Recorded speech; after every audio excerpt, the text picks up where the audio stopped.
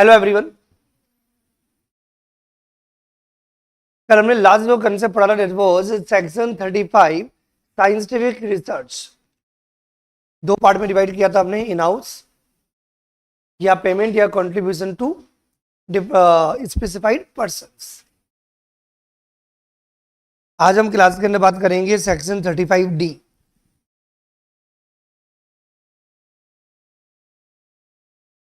और जूम कर दिया मैंने, पढ़ने में आ रहा होगा। Section 35D is a preliminary expenses.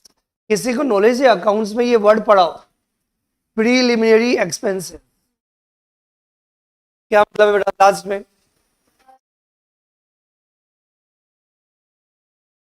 Very good. Preliminary expenses का मतलब होता है कि यदि आप कोई बिजनेस स्टार्ट करने वाले हो या बिजनेस कमेंस करने वाले हो, तो बिजनेस स्टार्ट और कमेंस करने से पहले जो भी आप एक्सपेंसेस इनकर करते हो उनको हम बोलते हैं प्रीलिमिनरी एक्सपेंसेस। यदि आपका बिजनेस ऑलरेडी स्टार्ट हो गया हो, तो यदि आप कोई नई यूनिट यदि सेटअप कर रहे हो तो वो भी प्रीलिमिनरी एक्सपेंसेस का पार्ट है। दोनों पार्ट है। यदि नया बिजनेस स्टार्ट कर रहा हूं, क्या बेटा, यदि मैं नया बिजनेस यदि कमेंस और यदि स्टार्ट कर रहा हूं, वो तो प्रीलिमिनरी एक्सपेंसेस रहेगी। उसके लिए जो एक्सपेंसेस किए जाते हैं, यदि आपका ऑलरेडी बिजनेस रनिंग में, तो यदि बिजनेस रनिंग में तो फिर खर्चे क्यों करने पड़ते हैं यदि आप नया यूनिट स्टार्ट करने वाले हो या यूनिट को एक्सटेंड करने वाले हो, उसके लिए भी आपको क्या करने पड़ते हैं? बहुत सारे एक्सपेंसेस करने पड़ते हैं। प्रीलिमिनरी एक्सपेंसेस में क्या क्या आएगा? Like market survey, market research.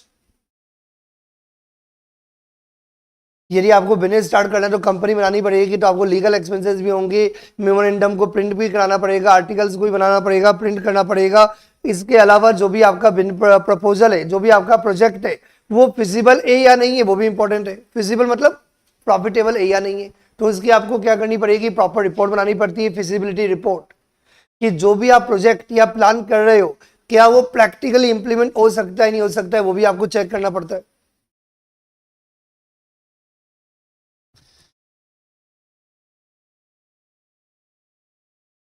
What is the preliminary expenses? Preliminary expenses are incurred before commencement of business.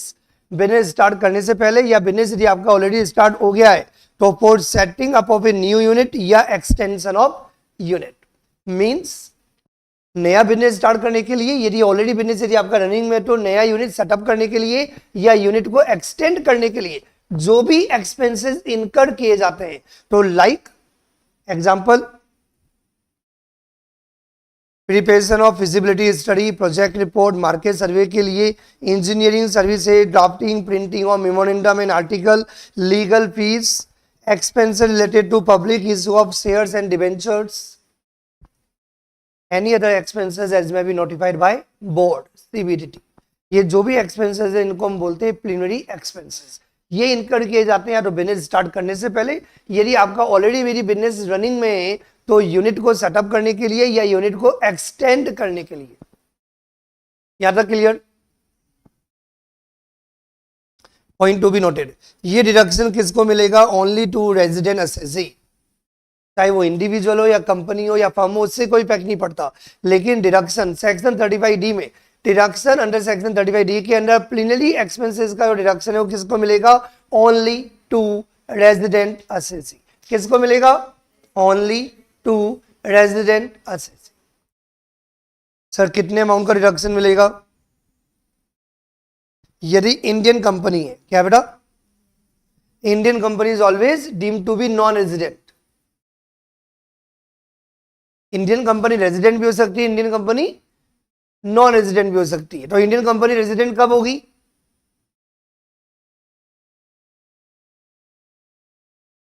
क्या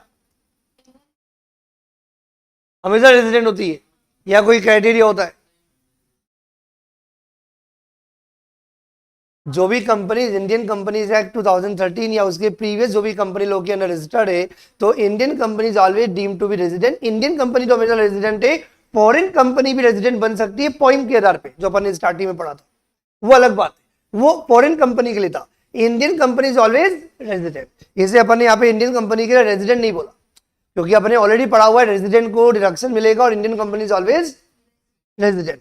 तो डिडक्शन कितना मिलेगा? जितना भी आपने प्रीलिमिनरी एक्सपेंसेस किया, तो actual preliminary expenses compared with 5% of COP cost of project, या कैपिटल एम्प्लॉयड। इंडियन कंपनी को दो ऑप्शन है, या तो कॉस्ट ऑफ प्रोजेक्ट या कैपिटल एम्प्लॉयड 5%। सर सीओपी का लूं या सीई का 5% लूं? जब ऑप्शन दिया गया है तो कौन सा ऑप्शन आपके लिए बढ़िया होगा? ज्यादा वाला। ज्यादा वाला क्यों? क्योंकि जितना ज्यादा एक्सपेंसेस का अमाउंट बढ़ेगा उतना ज्यादा आपको डिडक्शन मिलेगा, जितना ज्यादा डिडक्शन मिलेगा उतना प्रॉफिट कम होगा, उतना टैक्स कम देना पड़ेगा।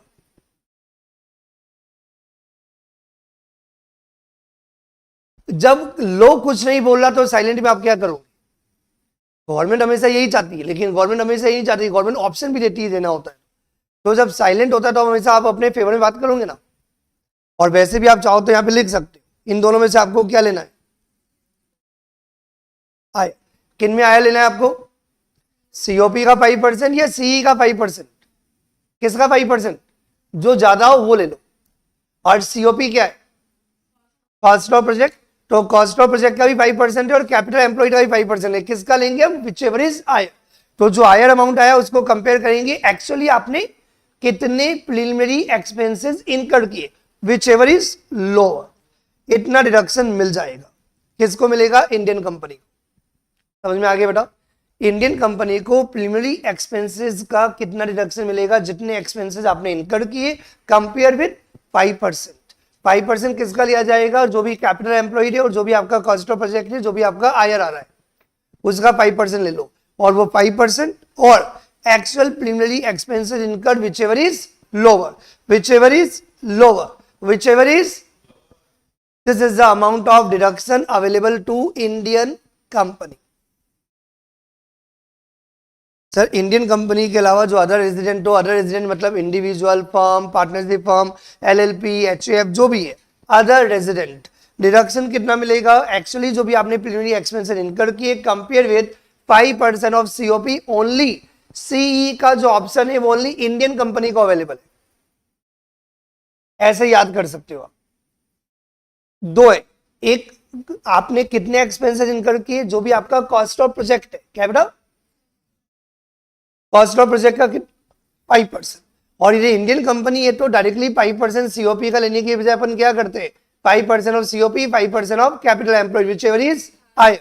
फिर उसको कंपेयर करेंगे एक्सपेंसेस इनकर्ड से in case of Indian company. लेकिन जो अदर रेजिडेंट है वहां पे डायरेक्टली जितने आपके एक्सपेंसेस इनकर्ड हुए उसको कंपेयर किया जाएगा 5% of COP, 5% of cost of project, whichever is lower.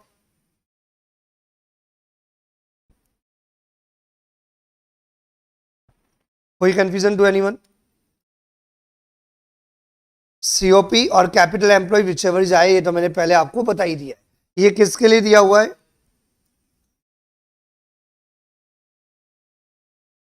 ये किसके लिए दिया हुआ है? कि जो आपको 5% लेना होता है सीओपी का लेना होता है, सीई का लेना होता है, व्हिचएवर इज हायर, जो मैंने आपको पहले बता दिया। कोई कंफ्यूजन?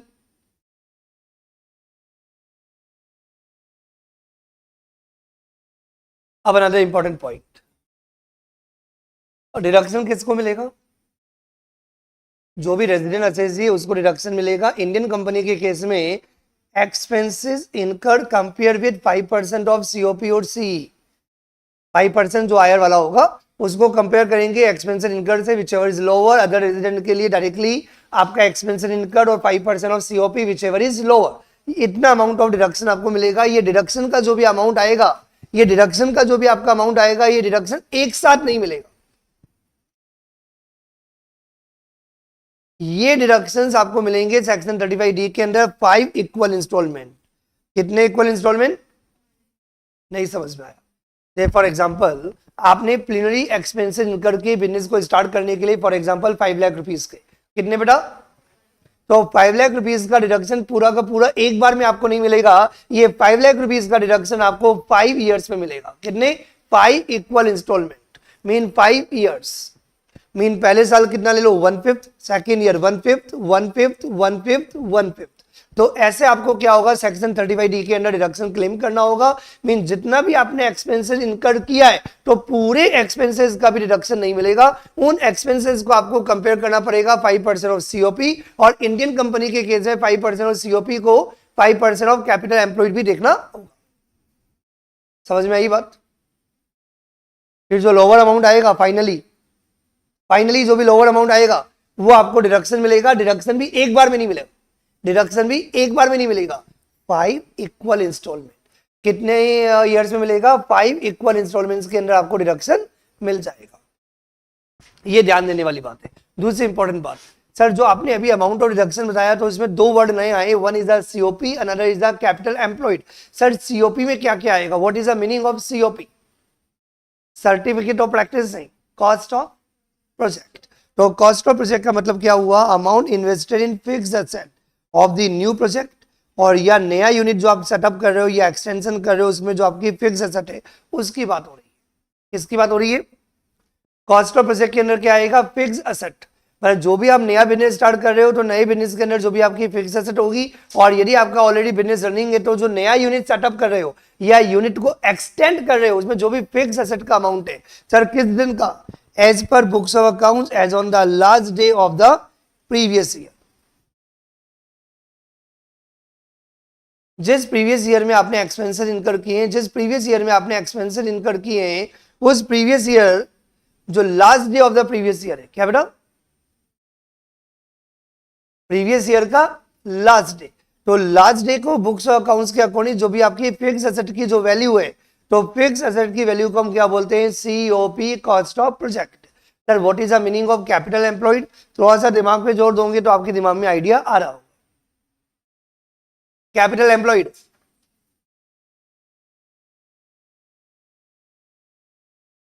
कैपिटल एम्प्लॉयड के अंदर आपका शेयर कैपिटल आ जाएगा, डिवेंचर्स आ जाएंगे, लॉन्ग टर्म फंड्स आ जाएंगे। Important point to be noted, वैसे कैपिटल एम्प्लॉयड के अंदर रिजर्व एंड सरप्लस भी आता है, but for this purpose reserve and surplus will not be counted.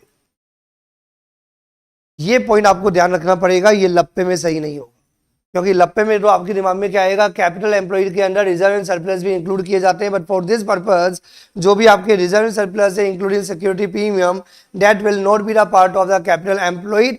तो रिजर्व एंड सरप्लस के अलावा जो भी आपके लॉन्ग टर्म फंड है, like equity share capital, preference share capital, that is a share capital plus debentures plus long term borrowings as per books of accounts as on the last day of the previous year.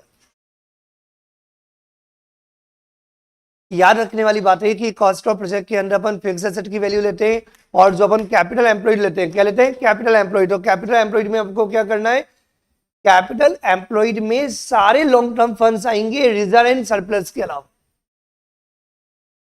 क्योंकि वैसे आपको याद आ रहा होगा, यदि किसी को याद होगा तो रिजर्व एंड सरप्लस भी कैपिटल एम्प्लॉयड का पार्ट होता है, बिल्कुल होता है। किसी को याद नहीं आ रहा तो मैं उसका कुछ नहीं कर सकता, ये अपन ने नहीं पढ़ा था, ये आपके काम आता होगा। कहां पे?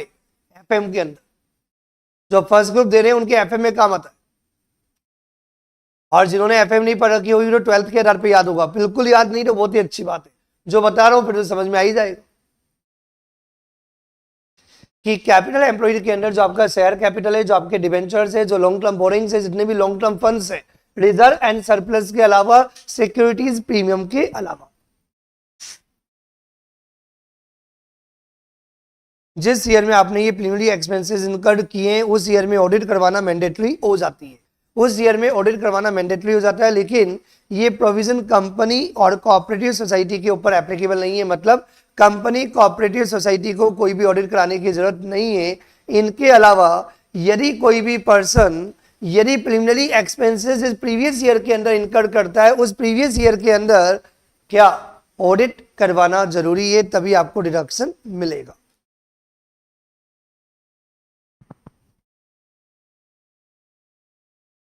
Assessee furnish the details of expenses incurred in the form number 3AF to income tax authority within 1 month prior to the due date of filing the return of income। ROI file करने की जो भी आपकी last date है उसे कम से कम 1 महीने के अंदर प्रायर आपको क्या करना होगा? इनकम टैक्स अथॉरिटी को जो भी आपने प्रीलिमिनरी एक्सपेंसेस इनकर्ड किए उनकी डिटेल्स आपको सबमिट करनी होगी। न्यूमेरिकल के पॉइंट से देखा जाए तो जो आपके लिए इंपॉर्टेंट है वो 2-3 बातें याद रखना है। प्रीलिमिनरी एक्सपेंसेस के अंदर कौन कौन से एक्सपेंसेस आते हैं? ये एक्सपेंसेस आपने इनकर किए हो बिजनेस स्टार्ट करने से पहले या बिजनेस स्टार्ट करने के बाद, लेकिन regarding with setup of new unit या extension of new unit, deduction मिलेगा ओनली टू रेजिडेंट असेसी। और डिडक्शन का अमाउंट इतना, वो भी 1/5 मिलेगा एवरी ईयर, 1/5 1/5 1/5 1/5 1/5, 5 इक्वल इंस्टॉलमेंट्स।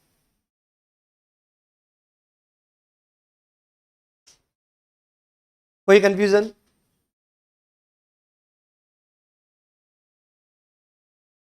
एक और इंपॉर्टेंट बात, अमाउंट और डिडक्शंस के अंदर आपको याद रखना पड़ेगा कि कैपिटल एम्प्लॉयड के अंदर क्या क्या इंक्लूड किया जाता है, क्या क्या इंक्लूड नहीं किया जाता, और कॉस्ट ऑफ प्रोजेक्ट में भी क्या आएगा क्या नहीं आएगा।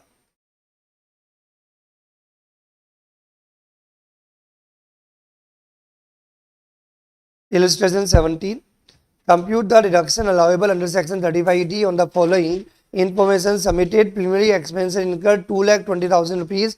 Cost of project 50 lakh. What will be your answer? Answer बाद में देख लेंगे क्या चेंज होगा, आपको कितना डिडक्शन मिलेगा जल्दी बताओ बेटा। पहले में 2,50,000 किन किन का आ रहा है?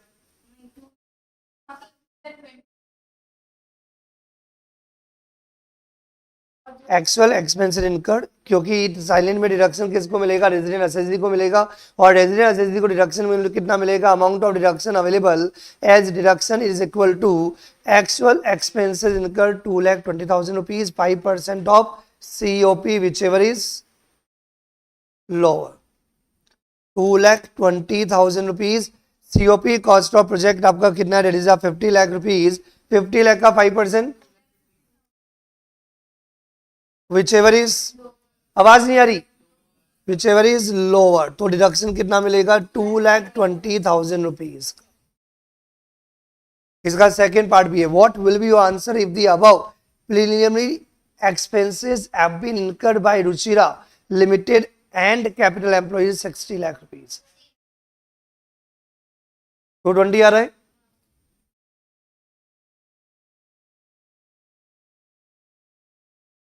Actual expenses incurred 2,20,000 rupees, 5%. 5% of cost of project या 5% of capital employed, whichever is, और इन दोनों में से कौन सा लिया जाएगा, तो लेफ्ट हैंड साइड में क्या आएगा 2,20,000 रुपीज, और राइट हैंड साइड में क्या आएगा 5% ऑफ 50 लाख, 5% ऑफ 50 लाख और 5% ऑफ 60 लाख, तो 5% और 60 लाख कितना होता है,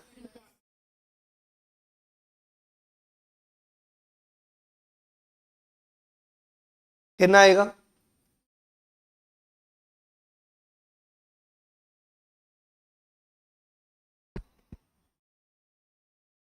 कोई कंफ्यूजन टू एनीवन? ये पूरा कंप्लीट नहीं है बेटा। क्यों कंप्लीट नहीं है, क्योंकि एक लाइन आपको हमेशा लिखनी चाहिए कि यहाँ पे जो 2,20,000 रुपीज आ रहा है और सेकंड में भी 2,20,000 रुपीज ही आ रहा है, और दोनों में डिडक्शन कितना मिलेगा 1/5 1/5 1/5, मतलब जो करंट प्रीवियस ईयर है 25-26 उसमें आपको 1/5 मिलेगा, रिमेनिंग 1/5 आपको 4 ईयर्स में मिल जाएगा, टोटल 5 ईयर्स। तो डिडक्शन कितना मिलेगा 2,20,000 का 1/5 दैट इज 44,000। लॉक कर दूं?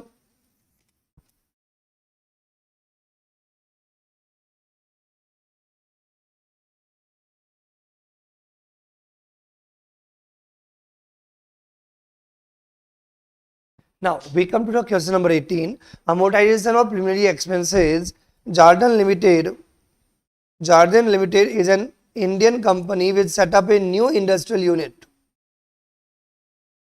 It incurred the following expenses in connection with the new unit. मैंने क्या बोला था, या तो नया बिजनेस स्टार्ट कर रहा हो या ये ऑलरेडी यदि आपका बिजनेस रनिंग हो, तो यदि आप नया यूनिट सेटअप कर रहे हो या यूनिट को एक्सटेंड कर रहे हो, जो भी एक्सपेंसेस इनकर किए जाते हैं उनको क्या बोलते हैं, preliminary expenses. Preparation of project report, market survey, legal and other charges for issue of additional capital required for the new unit. तो कितने हो गए ये 11 लाख रुपए क्या है,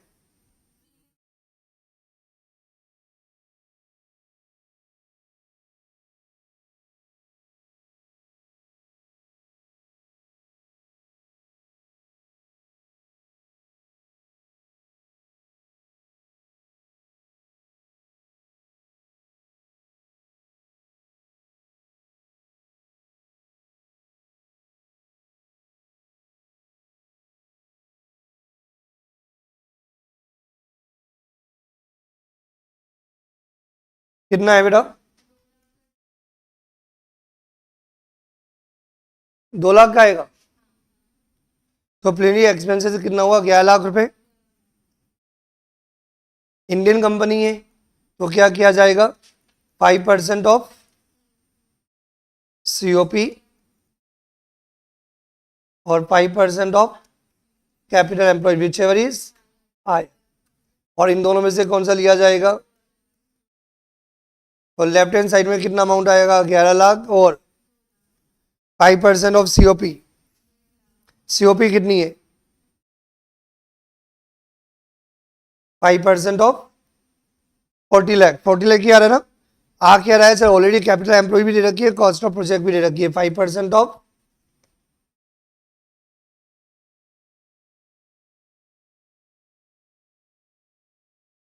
कितना आएगा आंसर?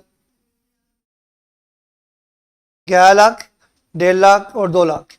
तो 1.5 और 2 में विचेवर जाए तो 2 आएगा। 2 को 11 लाख से कंपेयर करेंगे तो 2 लाख।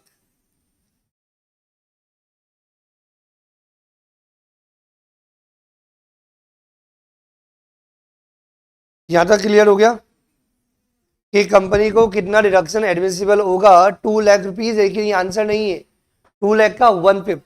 तो अभी कितना डिडक्शन मिलेगा? 40,000 रुपीज। देन 4 ईयर्स में 1/5 1/5 1/5 हो जाएगा। तो मतलब जो रिमेनिंग 40,000 रुपीज है वो आपको 4 साल तक मिलते रहेंगे एवरी ईयर। कोई doubt? What will be your answer if the above facts relate to Mr. Jardin, a resident in India? क्या चेंजेस हो गया? कंपनी की जगह इंडिविजुअल हो गया। तो क्या चेंज आएगा? Preliminary expenses incurred compare with 5% of COP whichever is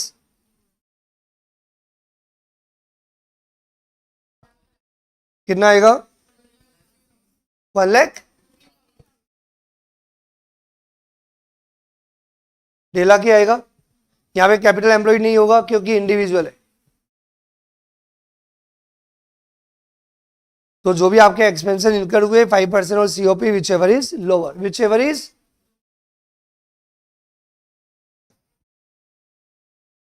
अब 1.5 लाख का कितना डिडक्शन मिलेगा बेटा? 1/5। तो कितना आएगा? 30,000 rupees for 5 previous year, every year equal.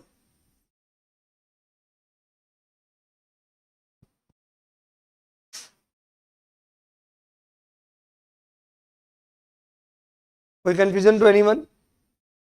Total amount आएगा 1.5 लाख रुपए का। 30,000 रुपीज का एवरी ईयर डिडक्शन मिल जाएगा। 1/5 1/5 1/5 1/5 1/5।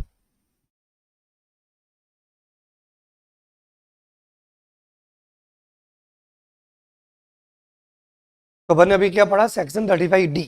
तो 35D की रिगार्डिंग कोई doubt? Now we come to section 35D section 35D अभी कौन सा पढ़ा अपन ने? 35D। 35D में किसकी बात थी? PE, preliminary expenses. हम बात करेंगे सेक्शन 35D ये अपन ने कहीं पढ़ा था वीआरएस। तो वीआरएस इनकम होता है या एक्सपेंसेस होता है? एम्प्लॉई के लिए इनकम होता है। तो इनकम के अंदर आपने इंक्लूड कर रखा है जो एग्जाम्पशन मिलेगी वो अपन ऑलरेडी पढ़ चुके। वीआरएस में एग्जाम्पशन मिलता है मैक्सिमम 5 लाख रुपया।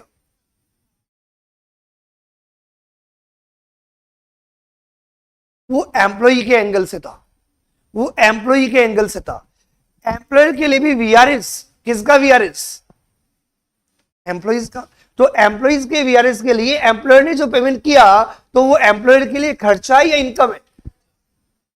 तो डिडक्शन मिलना चाहिए नहीं मिलना चाहिए सर? बट ऑब्वियस मिलना चाहिए। कोई बोलने वाली बात है क्या? अलग से क्यों कवर कर रहे हैं? इसलिए अलग से कवर कर रहे हैं। इधर आओ इधर आओ इधर आओ। यदि कोई एम्प्लॉई उसको वीआरएस वॉलंटरी रिटायरमेंट मतलब ये कि वो रिटायर्ड होने वाला इन द एज ऑफ 60 62 या 65 तो आपने उसको क्या किया? पहले उसने रिटायरमेंट ले लिया। और वॉलंटरी रिटायरमेंट पर क्या होता है? लमसम अमाउंट पे किया जाता है। तो क्या डिडक्शन पूरा एक साथ मिलना चाहिए? नहीं मिलना चाहिए। तो इसी के लिए बनाया गया है 35D कि यदि एम्प्लॉयर ने एम्प्लॉई के लिए जो भी वॉलेंट्री रिटायरमेंट स्कीम पर जो भी पेमेंट किया उस पेमेंट का डिडक्शन पूरा 1 ईयर में नहीं मिलेगा, पूरा पेमेंट आपने एक साथ कर दिया तो वॉलेंट्री रिटायरमेंट पर आपने अपने एम्प्लॉइज को 2-2 करोड़ दे दिए चलेगा, लेकिन उसका डिडक्शन जिस ईयर में आपने पे किया उस ईयर में नहीं मिलेगा, डिडक्शन 5 इक्वल इंस्टॉलमेंट में मिलेगा, 1/5 1/5 1/5 1/5 1/5। कुछ समझ में आया बेटा? जैसे अपने सेक्शन 35D अभी अपने थोड़ी देर पहले पढ़ा, तो 35D के अंदर भी यदि कंपनी यदि किसी असेसी ने प्रिलिमिनरी एक्सपेंसेस यदि इनकर किया तो उसका डिडक्शन मिल जाएगा, लेकिन पूरा 1 ईयर में नहीं मिलेगा, वो भी 5 ईयर्स में मिलेगा, 5 इक्वल इंस्टॉलमेंट। और वैसे ही 35DDA यदि किसी भी असेसी ने, और यहाँ पे जरूरी नहीं है कि वो रेजिडेंट हो या नॉन रेजिडेंट हो, यहाँ पे क्या लिखा हुआ है,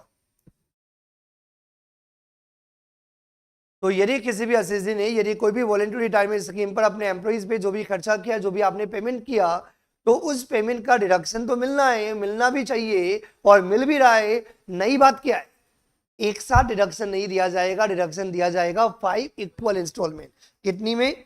5 इक्वल इंस्टॉलमेंट के अंदर डिडक्शन मिलेगा, मतलब 1/5 1/5 1/5 1/5 1/5।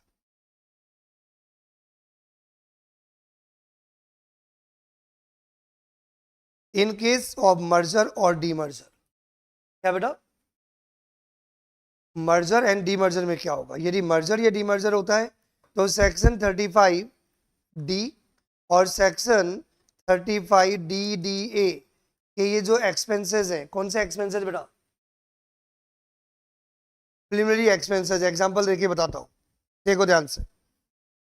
There is a company A limited merge with the B limited, A limited merge with the B limited. For example A limited ने, ध्यान से देखो कौन सी कंपनी ने बेटा, ए लिमिटेड ने कोई प्रीमियरी एक्सपेंसेस इनकर्ड किए थे,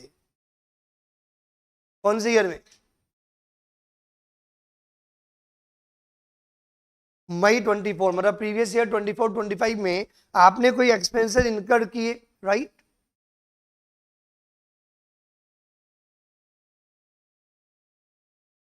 और अब क्या हो गया, मर्जर हो गया। क्या हो गया, क्या हो गया? किसका मर्जर हो गया? ए बी के साथ मर्ज होगी तो ए क्या हो गई, ए क्या हो गई, डिसॉल्व हो जाएगी। तो भैया मर्जर के बाद क्या होगा, डिडक्शन कौन लेगा?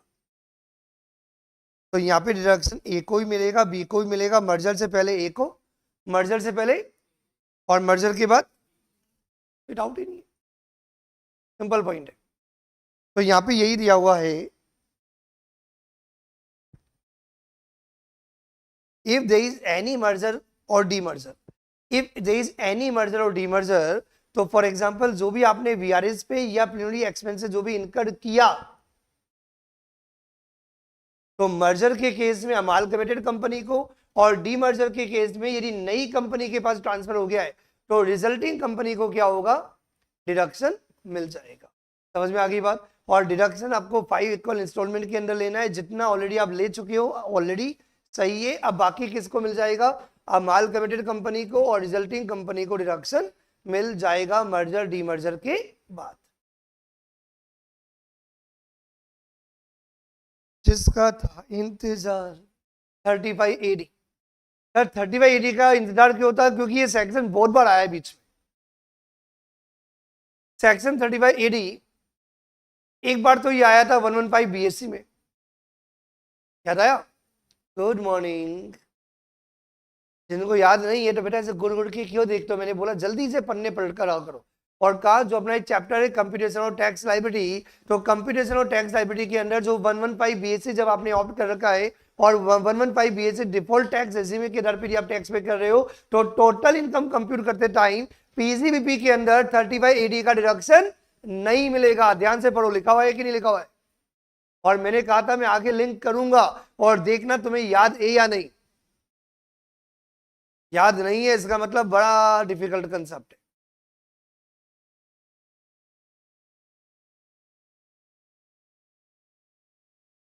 हाँ, जितना पढ़ना जरूरी है उतना रिवीजन बहुत जरूरी है। मिल गया बेटा सबको?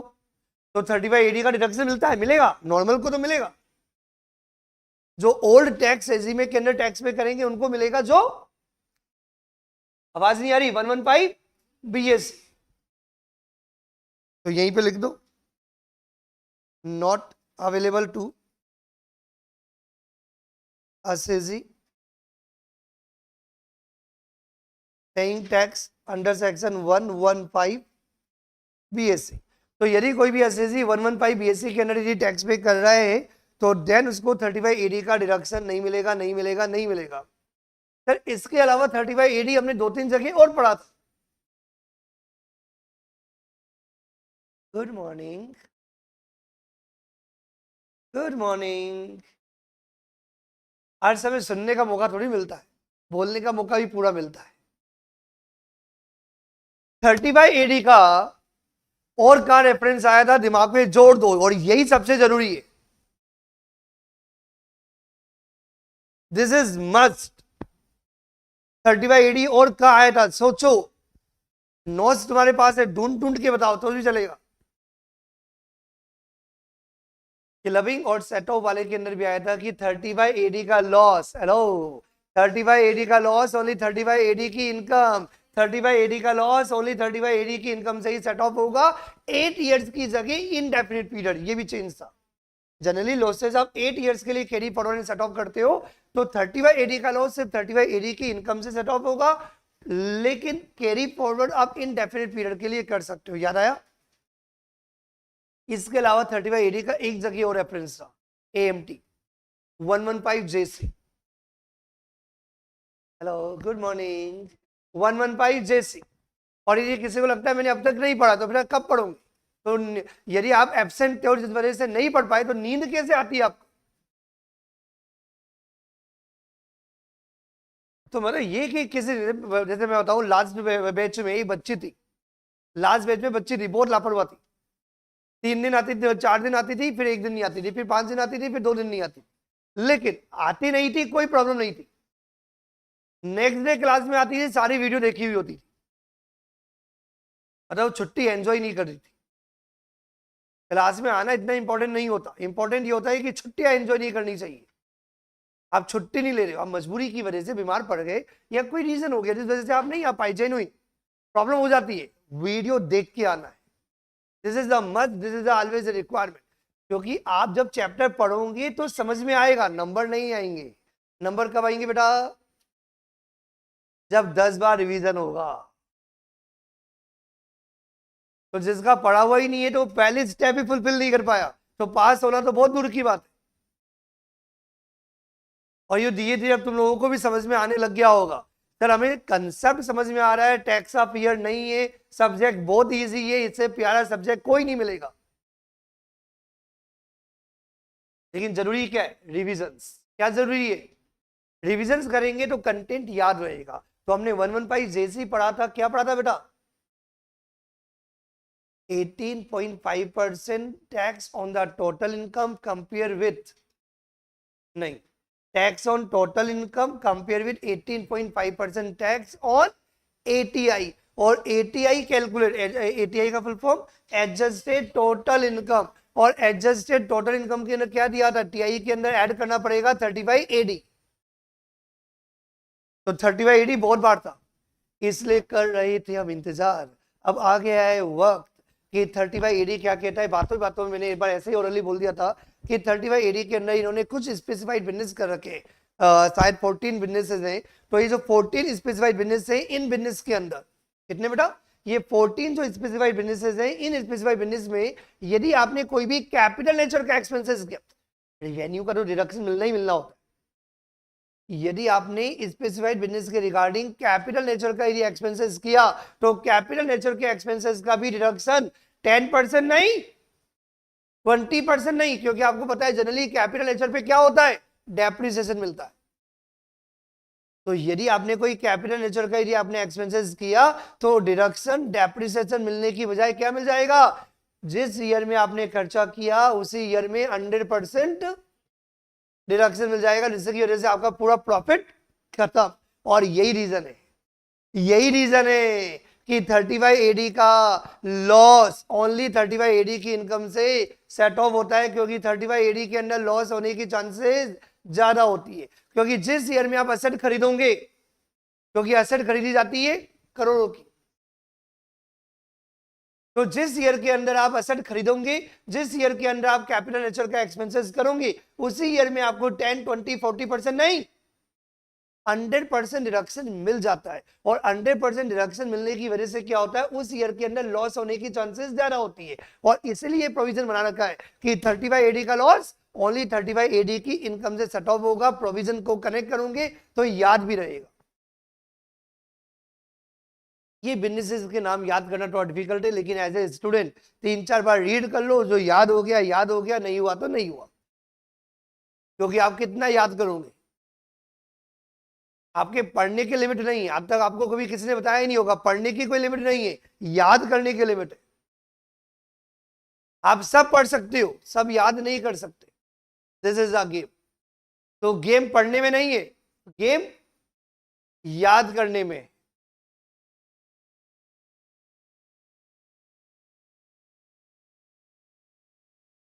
यस, समझ में आ गया। 35 एडी बहुत छोटा सा कंसेप्ट है। 35 एडी बोलता है कुछ 14 बिजनेसेस है जो स्पेसिफाइड है। कैपिटल नेचर पे जो भी आपके एक्सपेंसेस हो रहे हैं, तो कैपिटल नेचर के जो भी आपके एक्सपेंसेस है उनका भी फर्स्ट ईयर में, नंबर ऑफ ईयर्स में नहीं, पहले ईयर, जिस ईयर में आपने वो खर्चा किया उसी ईयर में आपको 100% डिडक्शन मिल जाएगा। 100% डिडक्शन मिल जाएगा, but only for specified business. And another important point, ये ऑप्शनल है। क्या ये? इसका मतलब यदि आप 35 एडी के अंदर, यदि स्पेसिफाइड बिजनेस के अंदर हो, तो आप चाहो तो क्या कर सकते हो, डेप्रिसिएशन क्लेम कर सकते हो अंडर सेक्शन 32। लेकिन डेप्रिसिएशन की जगह आप क्या कर सकते हो, 35 एडी भी आप ले सकते हो यदि स्पेसिफाइड बिजनेस है तो स्पेसिफाइड बिजनेस के लिए सेक्शन 35 एडी कंपलसरी नहीं है, कंपलसरी नहीं है। आप चाहो तो 100% डिडक्शन फर्स्ट ईयर में क्लेम कर लो, और या आप डेप्रिसिएशन भी क्लेम कर सकते हो। यदि आप 35 एडी यदि ऑप्ट नहीं करते तो आपको बेनिफिट मिल जाता है, बाकी पॉइंट्स आपको पता है। तो ये ऑप्शनल है। क्या ये? लेकिन ये ऑप्शनल भी सबके लिए नहीं है, सिर्फ उन्हीं के लिए जो स्पेसिफाइड बिजनेस के अंदर एंगेज्ड है। तो हमें पढ़ना पड़ेगा सर कौन कौन से बिजनेस है जो स्पेसिफाइड है।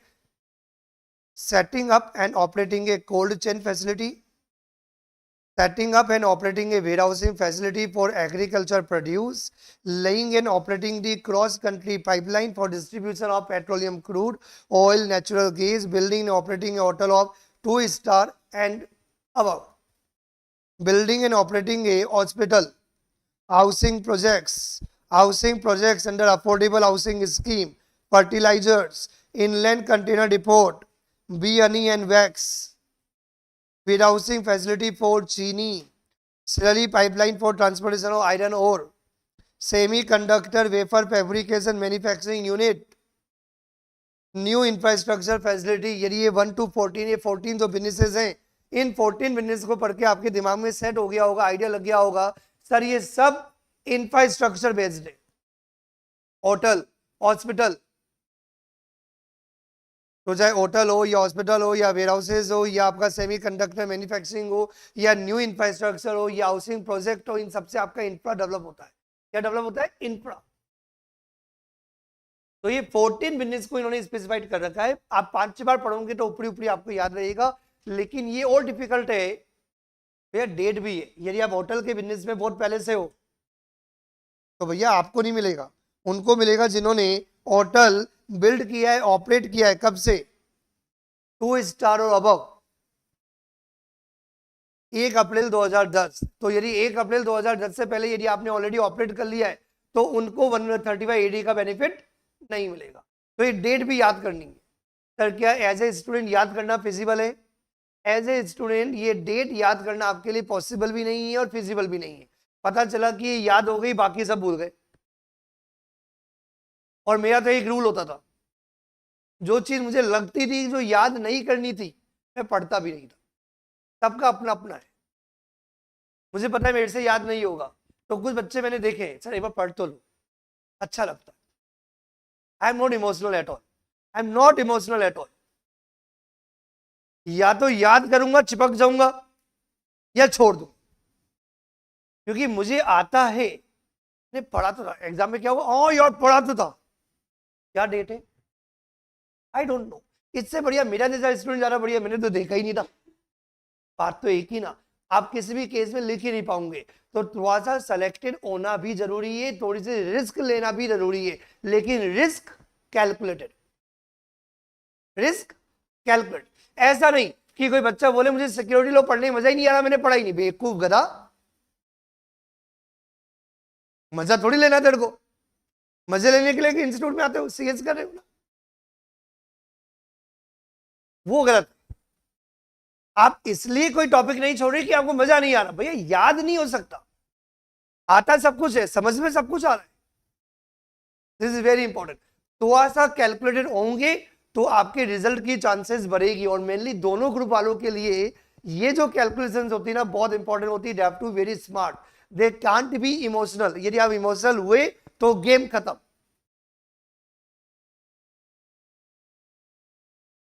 प्रोफेशनल्स इमोशनल नहीं होते, दिल की बात और दिमाग की बात दोनों अलग अलग होती है। तो आपको पूरा गेम किससे खेलना है? दिमाग से। तो बहुत लॉजिकली आपको अपनी चीजों को सेलेक्ट करना पड़ेगा। लेकिन यस, यहाँ पे डेट दे रखी है, जिसको पढ़ना है पढ़ सकता है। मतलब कितने बिजनेस है बेटा? 14 स्पेसिफाइड बिजनेस है। डेट भी इंपॉर्टेंट है कि इन्होंने बिजनेस कब स्टार्ट किया। तो यदि आप 35 AD के अंदर यदि आप आते हो और कैपिटल नेचर का यदि आप एक्सपेंसेस करते हो, तो कैपिटल नेचर का जो भी आपने एक्सपेंसेस किया तो उसका डिडक्शन 5 ईयर और 10 ईयर्स में नहीं मिलेगा। उसका डिडक्शन जिस ईयर में आपने खर्चा किया उसी ईयर में 100% आपको डिडक्शन अलाउड हो जाएगा अंडर सेक्शन 35 AD। और मुझे लग रहा है सबको समझ में आ गया है।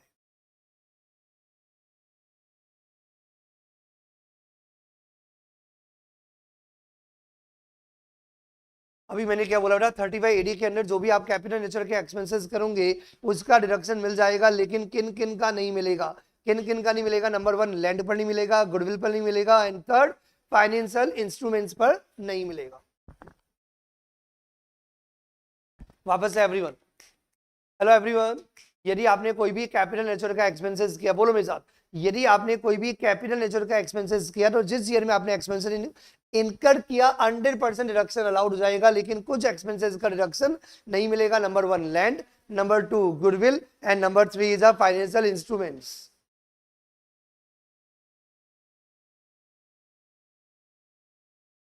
इन पर डेप्रिसिएशन कौन सा मिलता है? इन पर डेप्रिसिएशन भी नहीं मिलता। लैंड पर मिलता है, गुडविल पर मिलता है, नहीं आता ही। तो ऐसे भी आप कनेक्ट कर सकते हो, याद करना। तो 3 आइटम है, कौन कौन से बेटा? इधर last second bench left hand side, कौन कौन से 3 आइटम है? लैंड, गुडविल और फाइनेंशियल इंस्ट्रूमेंट्स। इनके ऊपर कभी भी आपको 35 AD का डिडक्शन नहीं मिलेगा। इसके अलावा कोई भी कैपिटल नेचर का आपने एक्सपेंसेस किया तो जिस ईयर में आपने एक्सपेंसेस इनकर किया 100% डिडक्शन आपको मिल जाएगा। ये आपको ऑलरेडी पता है, ये जनरल पॉइंट होता है। कौन सा पॉइंट? यदि आपने कोई भी कैपिटल नेचर का एक्सपेंसेस इनकर किया और उस कैपिटल नेचर के एक्सपेंसेस को इनकर करने के लिए आपने अमाउंट पे किया to a single person in a single day more than ₹10,000 in case या बियरर चेक, तो वो क्या होगा? वो पूरा का पूरा अमाउंट अपन क्या कर देंगे? इग्नोर कर देंगे, उसका डिडक्शन नहीं मिलेगा। ये अपन ने कहां पढ़ा था? 32 में। कहां पढ़ा था? सेक्शन 32 डेप्रिसिएशन वाले में पढ़ा था अपन ने। एक्चुअल कॉस्ट ऑफ एसेट कल भी पढ़ा था और आज से 2 या 3 दिन पहले ही पढ़ा था। नहीं, कुछ बच्चों का फेस देख के लग रहा है कि उनको याद नहीं आ रहा। समझ में आ गया एवरीवन?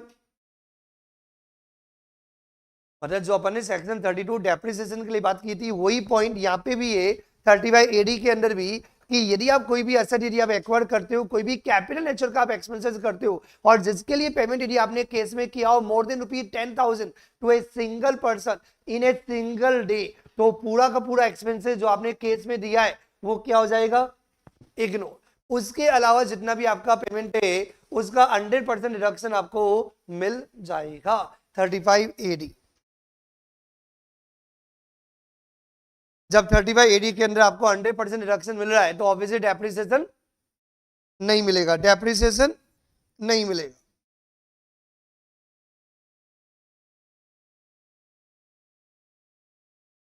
पता तुम्हारे दिमाग में आ रहा होगा, ज्यादा तो नहीं आया होगा, फिर भी किसी के दिमाग में आ सकता है।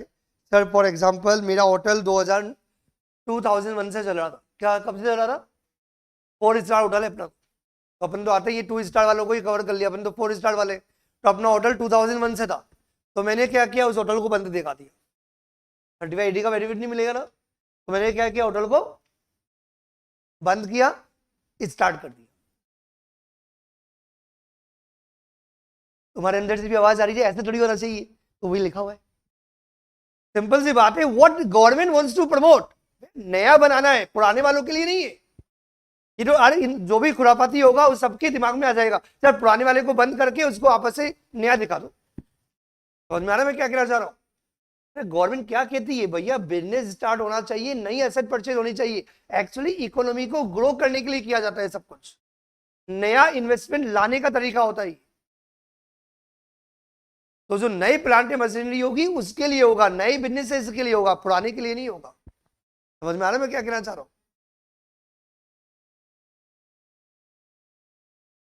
पहला कंडीशन, पहला note, not formed by splitting और रिकंस्ट्रक्शन ऑफ एक्सटिंग बिजनेस। यदि आपका बिजनेस पहले से होटल लाइन में था या हॉस्पिटल लाइन में था, उसको आपने कुछ स्प्लिट कर दिया या रिकंस्ट्रक्शन करके आपने उसको नया दिखा दिया, भैया उनको ही बेनिफिट नहीं मिलेगा, उनको ही बेनिफिट नहीं मिलेगा। और प्लांट मशीनरी आपका क्या होना चाहिए, नया होना चाहिए। प्लांट मशीनरी क्या होना चाहिए, नई प्लांट मशीनरी होनी चाहिए, लेकिन इसकी भी एक्सेप्शन है। इंपोर्टेड ओल्ड प्लांट मशीनरी चल जाएंगे जिनके ऊपर आपने डेप्रिसिएशन क्लेम नहीं किया हो, और सेकेंड हैंड प्लांट मशीनरी भी चल जाएंगे यदि वो टोटल प्लांट मशीनरी के सिर्फ 20% ए, तो कितने परसेंट, 20%, उससे ज्यादा नहीं होना चाहिए। मतलब पहली बात, पुराना हॉस्पिटल तो होना ही नहीं चाहिए, पुराने हॉस्पिटल को तोड़ के नया हॉस्पिटल नहीं बनाना है। दूसरी बात, मैंने तो नया हॉस्पिटल बनाया है पूरा, लेकिन मैंने क्या किया, हॉस्पिटल के अंदर क्या लगाने पड़ते, इक्विपमेंट्स लगाने पड़ते ना, वो इक्विपमेंट मैंने सेकंड हैंड परचेज कर लिए। लेकिन मेरे पूरे हॉस्पिटल को आप देखोगे तो जो पुराना माल है ना, पुराना माल वो 5 या 10% ही है, तो भी चलेगा। ऐसा नहीं होना चाहिए कि आप हॉस्पिटल नया बना रहे हो लेकिन उसमें जो भी प्लांट मशीनरी लग रही है, मतलब असेट लग रही है, वो असेट पुरानी। तो पुरानी कितनी चलेगी, 20% चलेगी टोटल का, उससे ज्यादा पुराना माल नहीं होना चाहिए। तो भी हम आपको क्या करेंगे, 30/80 का डिडक्शन दे देंगे, अदरवाइज 30/80 का डिडक्शन नहीं मिलता। 30/80 का डिडक्शन सिर्फ न्यू प्लांट मशीनरी को मिलता है। और इसकी दो एक्सेप्शन है, यदि पुरानी प्लांट मशीनरी सिर्फ 20% of the total plant machinery, या पुरानी मशीनरी किस वजह से, क्योंकि आपने इंपोर्ट किया है चाइना से, जापान से, अमेरिका से, तो भी चलेगा यदि आपने इनकम टैक्स में डेप्रिसिएशन नहीं लिया हो तो। कोई डाउट टू एनीवन?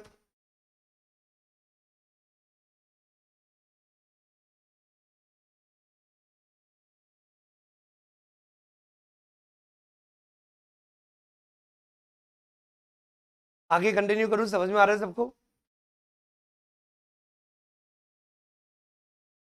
यहाँ पे लिखा हुआ नहीं, आप चाहो तो लिख सकते हो, लिखा हुआ है, लिखा हुआ है, लिखा हुआ है।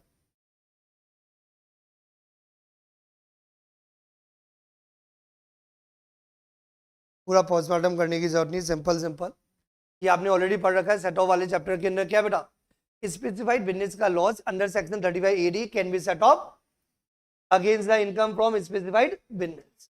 ये अपने ऑलरेडी पढ़ा था, 35AD का लॉस 35AD की इनकम से ही सेट ऑफ होता है। और कितने पीरियड के लिए कैरी फॉरवर्ड हो सकता है, यदि सेट ऑफ नहीं हो पाए तो इनडेफिनिट पीरियड के लिए आप आगे कैरी फॉरवर्ड कर सकते हो।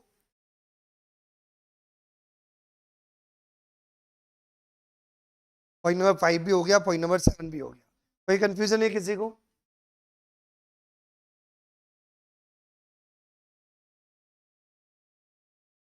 कॉमन सेंस एक है किसी के पास? हेलो, जो बोलते सर दिमाग बहुत तेज चलता है, तो ये तुम्हारे लिए क्यों सर? कॉमन सेंस वाला क्यों सर? आपने, मैं 35AD का कोई स्पेसिफाइड बिजनेस के अंदर एंगेज हूं, और मैंने क्या किया, 3 साल पहले कोई एसेट खरीदी, 3 साल पहले कोई एसेट खरीदी 3 करोड़ की, तो 3 करोड़ की मैंने एसेट खरीदी। तो मैंने पहले ही बताया 30/80, यदि आप स्पेशल बिजनेस हो, जो भी आप कैपिटल नेचर के एक्सपेंसेस करते हो, आपको कितना डिडक्शन मिलेगा, 100% डिडक्शन मिल जाएगा। मैंने 3 करोड़ का डिडक्शन क्लेम कर लिया। आज प्रीवियस ईयर 25-26 में मैंने वो एसेट 50 लाख की बेच दी, तो इनकम टैक्स क्या बोलेगा, भैया इधर आओ, तूने एसेट कितने की खरीदी थी, 3 करोड़ की खरीदी, 3 करोड़ का पूरा डिडक्शन क्लेम कर दिया। तो 3 करोड़ का पूरा डिडक्शन 35AD के अंदर ऑलरेडी क्लेम करके बैठे हो, उस एसेट के बदले आपको कितना मिला, 50 लाख। तो 50 लाख का फायदा हुआ, कहां जाएगा ये, कहां जाएगा, कैपिटल गेन में नहीं, पीजीबीपी के अंदर, क्योंकि पीजीबीपी के अंदर 3 करोड़ चार्ज है। यस और नो, क्या समझ में आया? यदि कोई भी एसेट इस पर 35 AD के अंदर आप डिडक्शन क्लेम कर चुके हो, यदि फ्यूचर में यदि आप उसको बेच देते हो, सेल कर देते हो, तो वो जो सेल करने से जो भी आपका अमाउंट आएगा, वो अमाउंट कहां जाएगा, that will be A part of PGBP. किसका पार्ट होगा बेटा, पीजीबीपी। समझ में आ गई बात? हाँ बेटा, इधर कुछ कंफ्यूजन है?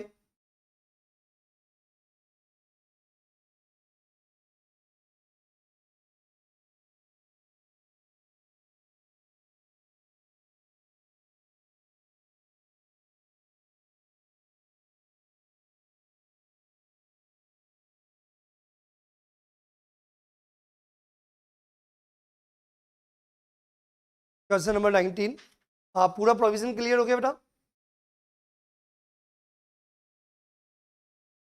आपको ये याद रखना पड़ेगा 35 AD के अंदर बहुत सिंपल है, स्पेसिफाइड बिजनेस है, 4-5 बार नाम पढ़ लेना, नाम पढ़ लेना, तो पढ़ते पढ़ते आपके दिमाग में आइडिया हो जाएगा। होटल है, हॉस्पिटल है, ये याद रखने वाली बात ये है कि कैपिटल नेचर के एक्सपेंसेस का 100% रिडक्शन मिलता है। ये याद रखना है कि कौन से 3 एसेट है, कौन कौन सी, लैंड, गुडविल और फाइनेंशियल इंस्ट्रूमेंट, इस पर डिडक्शन नहीं मिलता 35 AD में। Confirm?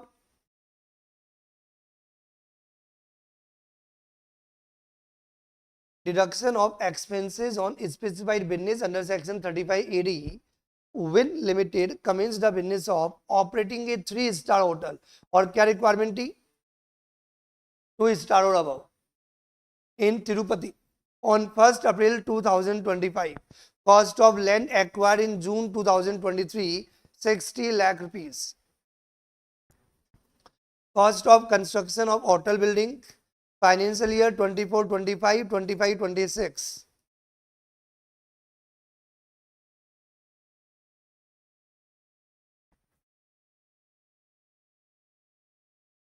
Cost of construction hotel building financial year 24-25 में 30 लाख है, फाइनेंशियल ईयर 25-26 में 150 लाख है। Out of the expenses of 150 lakhs, 1,50,000 rupees in paid in to a contractor, to a single person on a single date. तो ये क्या हो जाएगा, जो आपकी कॉस्ट ऑफ एसेट है, जो आपने फॉर एग्जांपल कैपिटल नेचर का एक्सपेंसेस किया, जो कंस्ट्रक्शन का जो एक्सपेंसेस किया, वो कितना किया आपने, 150 lakhs का, कितना किया है, तो 150 lakhs में से आपको याद रखना पड़ेगा कि जो 1.5 लाख रुपया है वो आपने किस में पे किया है, तो इसको क्या करना पड़ेगा, इग्नोर, हटाना पड़ेगा, इसका डिडक्शन नहीं मिलेगा। And 50,000 rupees is paid in case of 15 Jan 2026, ये भी ignore.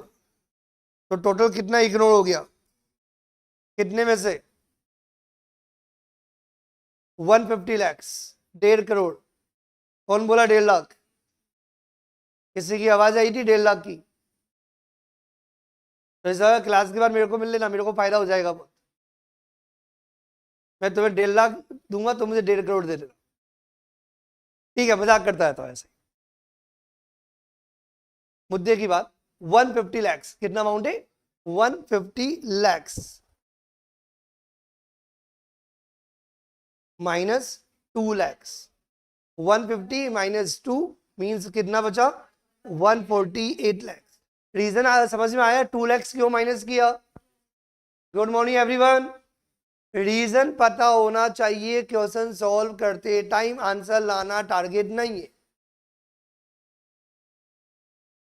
Plant and machinery all new acquired during financial year 25-26, 30 lakhs.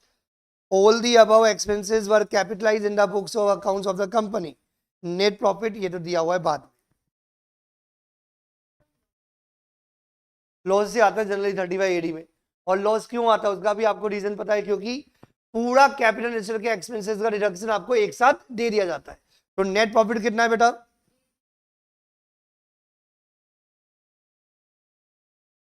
अभी आपने ये एक्सपेंसेस का डिडक्शन नहीं दिया है, तो 80 लाख क्या क्या माइनस होगा, 60 माइनस होगा क्या,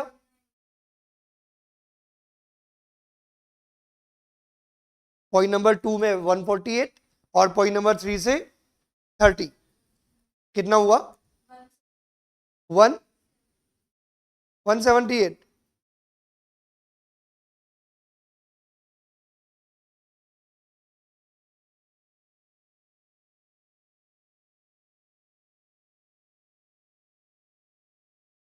एक मिनट, पॉइंट नंबर टू में टोटल अमाउंट कितना है, तो अपन ने 148 को कवर किया है, किसका पोस्टमार्टम किया अभी तक, 150 में से 2 हटा दिया, 148, 30 तो बच ही गया ना, तो 178 कौन सा पॉइंट है ये, पॉइंट नंबर 2 वाला, पॉइंट नंबर 2 वाला 178 ये माइनस कर दिया। किन किन को नहीं आया समझ में, तेज बोलना। थर्ड वाला अब ले लूंगा, प्लांट एंड मशीनरी, डिस्क्रिप्शन में तो लिखना पड़ेगा ना, तो डिस्क्रिप्शन में क्या लिखेंगे, plant and machinery acquired 30 lakhs। तो ये जो पॉइंट नंबर 2 में जो आपने माइनस किया है वो होटल बिल्डिंग की कंस्ट्रक्शन की कॉस्ट माइनस की है, और पॉइंट नंबर 3 में अपन जो माइनस कर रहे हैं वो क्या माइनस कर रहे हैं, प्लांट एंड मशीनरी। ये क्या आ गया आपका लॉस, कितना लॉस,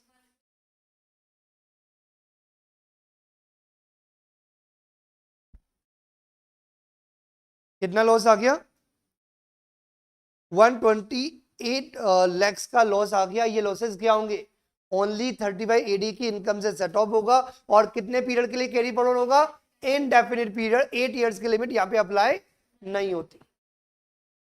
तुम बोलो तो आगे बढ़ जाऊं, समझ में आ गया एवरीवन।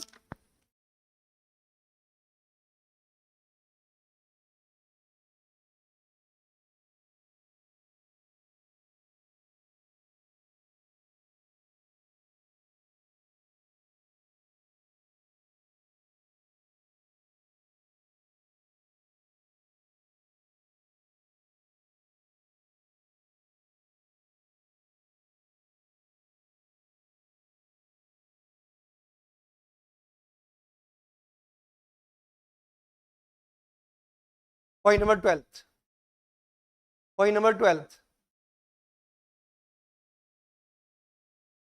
आगे कट कर दिया मैंने, पॉइंट नंबर 12 ये इंपॉर्टेंट है।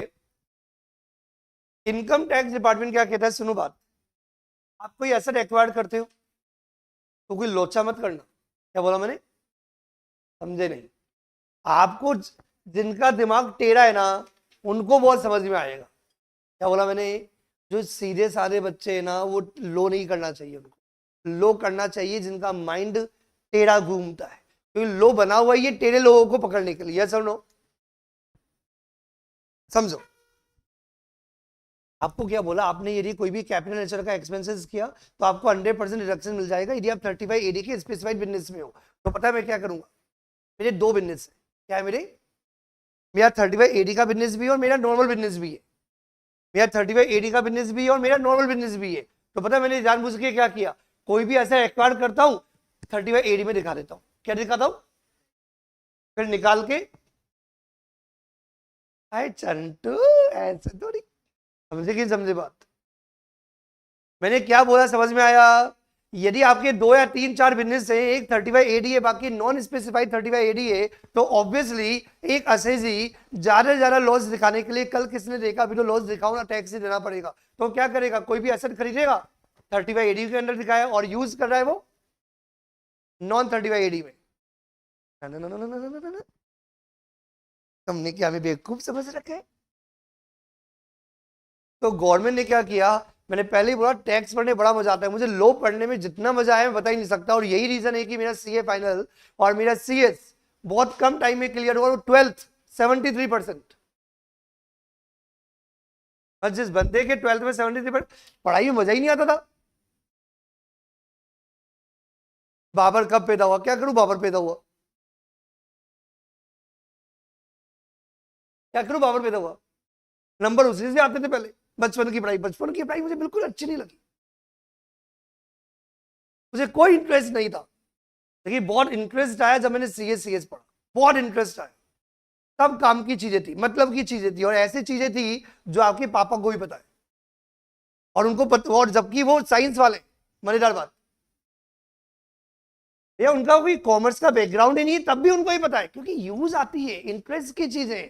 तो बच्चों को लगता है सर भटक क्यों जाते हो, बहुत जरूरी भटकना, क्योंकि जब तक इंटरेस्ट नहीं आएगा आप 13 घंटे नहीं पढ़ पाओगे।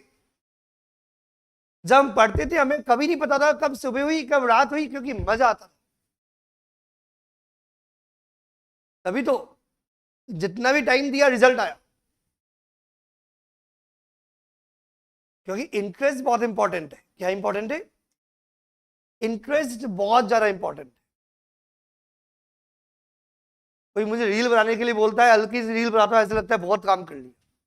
कोई मुझे बोलता है टैक्स पढ़ा दो, 4 घंटे पढ़ा दो, लगता है कुछ नहीं पढ़ाया। सब इंटरेस्ट का गेम है। और तुम्हें कोई रील बनाने के लिए बोले 4 घंटे, सर 10 घंटे बना लेगी। इंटरेस्ट वाली बात है, लाइफ में सबसे इंपॉर्टेंट है इंटरेस्ट डेवलप करना। यदि नहीं है और यदि उस फील्ड में आगे रहना है तो आपको रीजंस ढूंढना पड़ेगा मजा कैसे आए। This is very important. चलो अपन क्या बात कर रहे थे बेटा, अपन बात कर रहे थे 30/AD की। तो 30/AD के अंदर यदि आपने कोई भी असर एक्वायर की ना, तो वापस से उसको 30/AD से बाहर नहीं निकालना, किसी और बिजनेस के लिए यूज नहीं कर सकते। आपको 30/AD के अंदर कितने पीरियड के लिए यूज करना पड़ेगा, ये रिक्वायरमेंट है कि यदि आप कोई भी असर एक्वायर करते हो 30/AD के स्पेसिफाइड बिजनेस के लिए, तो स्पेसिफाइड बिजनेस के लिए कितने, मिनिमम 8 इयर्स यूज करना ही पड़ेगा। नहीं किया तो क्या कर लेगा तू, बताता हूं क्या कर लूंगा, आ जाइए।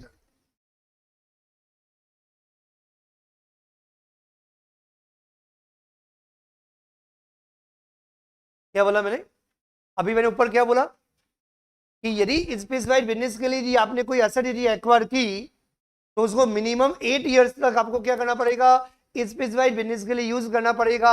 नहीं करूंगा तो क्या कर लेगा रे भैया, इधर आ जा। क्या करेंगे, अब टैक्स लगा देंगे। क्या लगाएंगे, क्या करेंगे,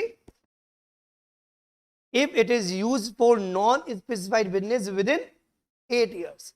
कितने पीरियड की कंडीशन है, कितने पीरियड का ब्लॉक इन टाइम पीरियड है, तो लॉक इन पीरियड आपका 8 इयर्स के, मतलब स्पेसिफाइड बिजनेस के लिए आपको 8 साल यूज करना पड़ेगा। और यदि आपने 8 इयर्स में नॉन स्पेसिफाइड बिजनेस के लिए यूज कर लिया, तुमने जो एक्स्ट्रा दिया ना, अब मेरा वर्ड सुनना, जो तुमने एक्स्ट्रा दिया ना वो टैक्स लगा। क्या वर्ड बोला मैंने, क्या वर्ड बोला, वर्डिंग पे ध्यान दो। जो तुमने मुझे एक्स्ट्रा दिया, मुझे तो मिलना ही था ना ऑलरेडी। क्या बोला मैंने, मुझे तो मिलना ही था ना। क्या मिलना था, क्या मिलना था, डेप्रिसिएशन का डिडक्शन। डेप्रिसिएशन के लिए तो कोई कंडीशन ही नहीं होती कि स्पेसिफाइड बिजनेस हो या नॉन स्पेसिफाइड बिजनेस हो, असेट के ऊपर मुझे क्या मिलेगा, डेप्रिसिएशन तो मिलना ही है ना। बोलो, डेप्रिसिएशन तो मिलना ही है ना। तो डेप्रिसिएशन कितना मिलता है, 10% या 20% या 15% मिलता, तो कितना मिल गया, 100% मिल गया। तो जो एक्स्ट्रा है ना, क्या बोला मैंने, वो ऐड कर दो पीसीबी के अंदर, इनकम के अंदर। समझ में आया कि नहीं आया, means amount of deduction claimed under section 35AD earlier minus depreciation तो मुझे वैसे भी मिलना ही था, तो जो दोनों का डिफरेंस आएगा that will be taxable under PCBP। कुछ समझ में आया मैंने क्या बोला, आप एज ए फॉर्मूला याद कर सकते हो, लेकिन कॉमन सेंस में बहुत जल्दी माइंड में सेट हो जाता है। भैया आपने 30/AD दिया, सुनो,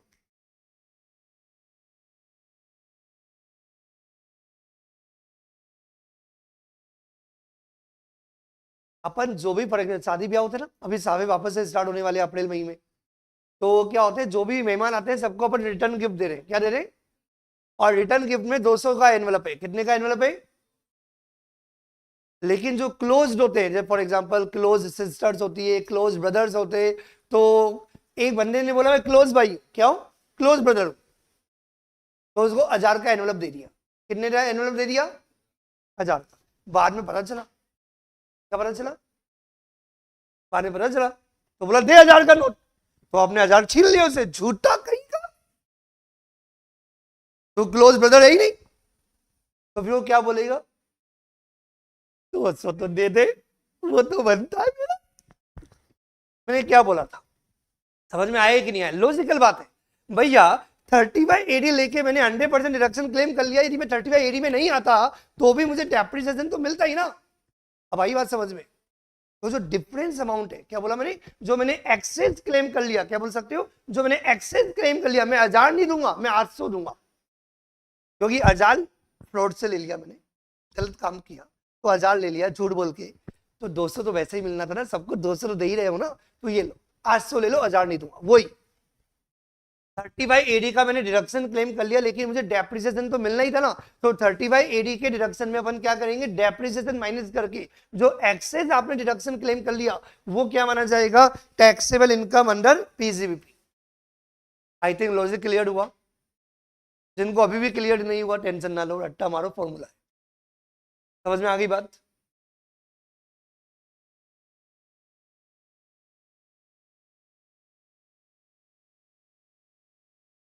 इसी से कनेक्टेड है बेटा। इधर 30/80 के बिजनेस के अंदर एसेट यूज आ रही थी, उसको आपने किसके अंदर ट्रांसफर कर दी, नॉन स्पेसिफाइड बिजनेस के अंदर। तो नॉन स्पेसिफाइड बिजनेस के अंदर फ्यूचर तो डेप्रिसिएशन लोगे ना, तो जब फ्यूचर में डेप्रिसिएशन लोगे तो आपकी क्या कॉस्ट मानी जाएगी, क्या बोला मैंने, तो जो भी आपकी एक्चुअल कॉस्ट थी माइनस डेप्रिसिएशन जो आपका अलाउेबल हो गया, वो जो डिफरेंस अमाउंट आएगा वो क्या हो जाएगा, आपका एक्चुअल कॉस्ट।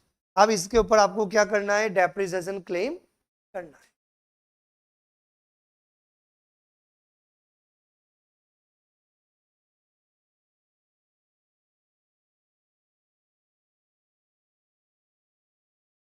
कोई confusion?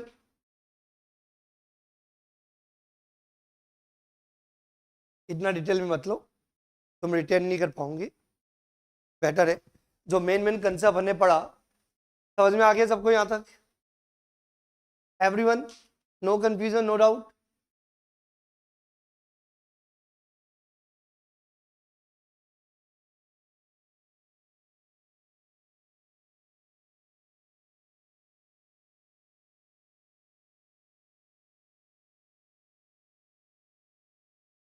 Question number 20, Kiara limited constructed a building, started operating a hotel of 3-star category with effect from 1 April 2025. The company incurred the following expenses in this connection. Capital expenses including, ध्यान से पढ़ना बेटा, क्या दिया हुआ है, cost of land 70 lakh rupees incurred during the December 2025 to March 2026. कितना amount है टोटल, आवाज नहीं आ रही, 1,30,00,000 रुपीज का टोटल कैपिटल नेचर का आपने एक्सपेंसेस किया, जिसमें 70 lakh rupees cost of land है, और मैंने पहले क्या बताया था, कॉस्ट ऑफ लैंड पर डिडक्शन नहीं मिलता अंडर सेक्शन 35/80।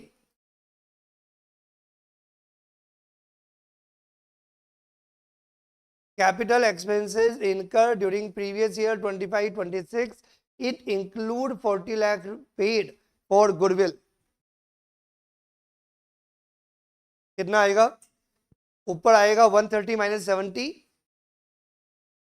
130 माइनस 70 कितना होता है, 60 होता है क्या,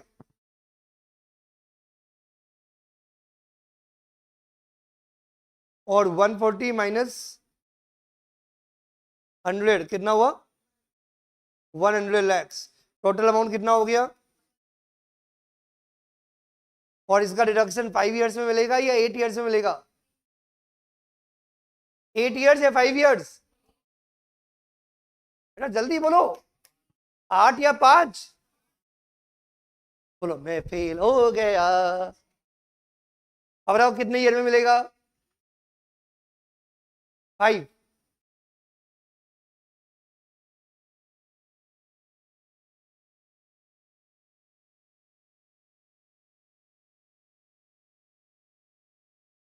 कौन बोला एक बार में मिलता है, बिल्कुल सही बोला, यही तो प्रोविजन है। कहां से आया 5 और 8, ऐसे ही कुछ भी आप बोले, मैं तो बोलता ही हूं, मुझे तो पता आप कैसे कंफ्यूज होंगे। यही तो 30/80 है, फोकस ऑन इट। 30/80 क्यों बनाए, इसलिए तो बनाए कि कैपिटल नेचर के एक्सपेंसेस पर अंडर से आवाज आती है 5 और 8, 5 और 8, तो 5 और 8 नहीं 1। समझ में आया कि नहीं आया, यही तो पॉइंट याद करना था आपको 3580 में। नंबर 1 स्पेसिफाइड बिजनेस, तो यदि स्पेसिफाइड बिजनेस के रिगार्डिंग यदि आपने कोई भी कैपिटल नेचर का एक्सपेंसेस किया 3 को छोड़ के, और उन 3 को याद करने का भी तरीका है जिन पर डेप्रिसिएशन वैसे भी नहीं मिलता, पर जब डेप्रिसिएशन भी नहीं मिलता और 3580 का डिडक्शन भी क्यों देंगे, क्योंकि 3580 एक तरीके से डेप्रिसिएशन का ऑल्टरनेटिव है। डेप्रिसिएशन नंबर ऑफ ईयर्स से मिलता है और 3580 क्या बोलता है, नंबर ऑफ ईयर्स की जगह one time 100%, one time 100%, but only for specified business, only for, समझ में आ गई बात। तो आपका ये जो 160 लाख रुपीस का जो कैपिटल एक्सपेंसेस है, इसका डिडक्शन 100% आपको 1 ईयर में मिल जाएगा। I think clear to everyone. तो ना तो नंबर ऑफ 5 ईयर्स, ना ही नंबर ऑफ 8 ईयर्स। 8 ईयर्स यहां से आया था कि यदि आपने कोई एसेट एक्वायर की स्पेसिफाइड बिजनेस के लिए, तो स्पेसिफाइड बिजनेस के लिए मिनिमम 8 ईयर्स यूज करना पड़ेगा, तो मैंने कहा था। लेकिन डिडक्शन पूरा 1 ईयर में मिल जाता है, वन टाइम। मजा आया?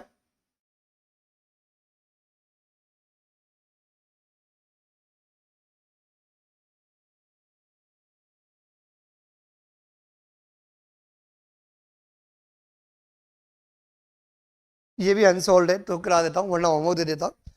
जल्दी से देख लो। ABC Limited commenced the operations of the business of the new 4-star hotel, requirement 2 star or above, on 1st April 2025। वैसे भी आपके जो बिजनेस है सब 2017 से पहले आपके स्टार्ट हो गए हो, और तो 2025 के अंदर जो भी आपका बिजनेस नया कमेंस होगा तो आपको पता ही है 3580 के अंदर कवर्ड होगा, बट आपको बिजनेस का नाम पता होना चाहिए। The company incurred capital expenses of rupees 40 lakhs during the period January to March 25 exclusively for the above business and capitalized the same in its books of accounts as on April 2025.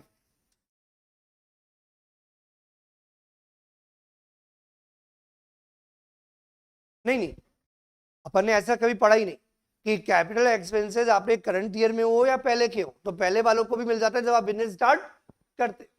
तो ये कौन से वाले, business start करने से पहले, क्योंकि आपका करंट प्रीवियस ईयर क्या है 25-26 में आपका बिजनेस स्टार्ट हो गया, तो बिजनेस स्टार्ट करने से पहले के जो एक्सपेंसेस है उनका भी मिलेगा और करंट ईयर का भी मिलेगा। तो पहले के कितने आपके 40, during the previous year 25-26 in incurred the capital expenses. अभी अपन ने क्या बताया, 24-25 में आपने कितना खर्चा किया 30 का, और 25-26 में भी आपने कैपिटल एक्सपेंसेस किया कितना 2.5 crore, out of which 1 crore for acquisition of. तो आपको समझ में आ गया होगा, अब ये गलती नहीं होगी। 1.5 crore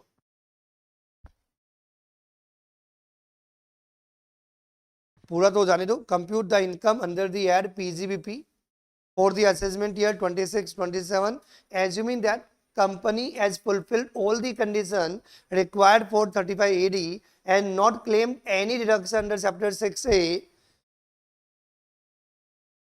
the profit from the business of the running the hotel before claiming the deduction under section 3580 is rupees 80 lakh। Again यहाँ पे क्या दे रखी है, इनकम दे रखी है, क्या दे रखी है, लेकिन 3580 के डिडक्शन से पहले।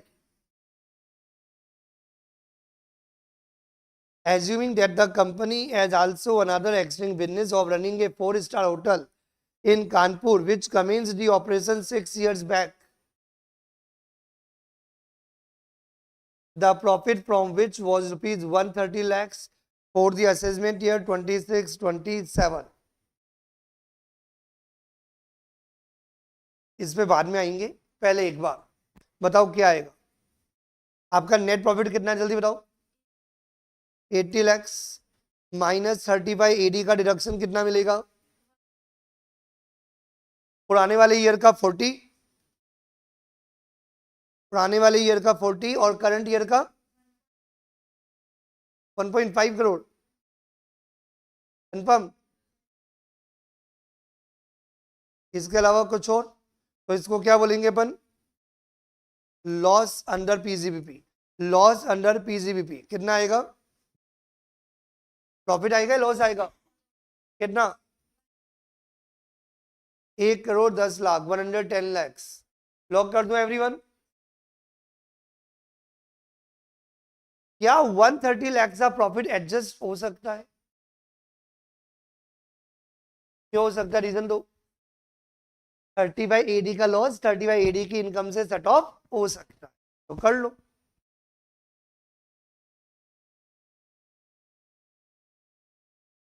तो अल्टीमेटली पीजीबीबी की इनकम आपकी आ जाएगी अंडर सेक्शन 35AD। कितना आएगा बेटा? 20 लाख। प्लस में आएगा 20 लाख, माइनस में नहीं आएगा। यहाँ पे जो आपका लॉस आ रहा है पूरा 110 लाख 10 लाख का, that will be set of. मुझे लगता है सबको समझ में आ गया, एवरीवन?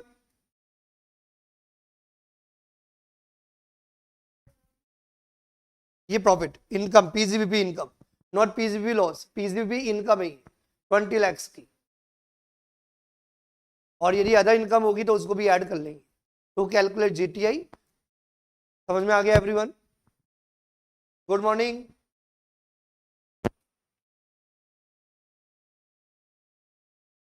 चलो आगे कंटिन्यू करते हैं।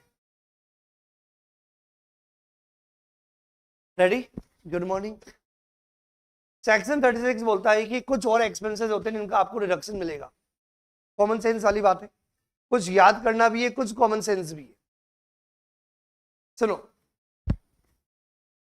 मेरे बिजनेस में तो इतना कुछ है नहीं, लेकिन जनरली जो ज्वेलर्स होते हैं और बाकी जो कार वाले होते हैं, जैसे कार का डीलर है तो कार के डीलर के लिए वो कार क्या होती है? एसेट नहीं, माल।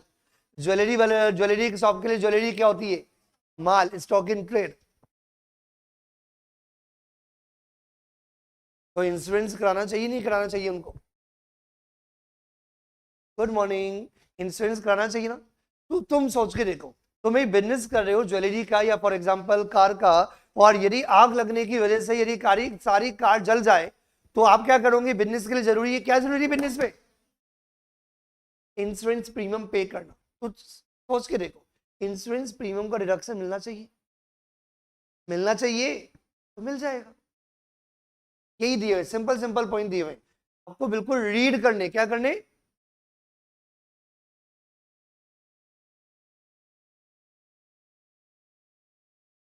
Section 36 certain deduction under section 36। पहला 36 sub section 1 close 1 premium for insurance of stock in trade, that is a inventory. Inventory को इंश्योरेंस कराने के लिए यदि आपने कोई भी प्रीमियम पे किया, क्या डिडक्शन मिलेगा? यस, डिडक्शन मिल जाएगा। क्या डिडक्शन मिलेगा? आंसर इज यस, डिडक्शन मिल जाएगा।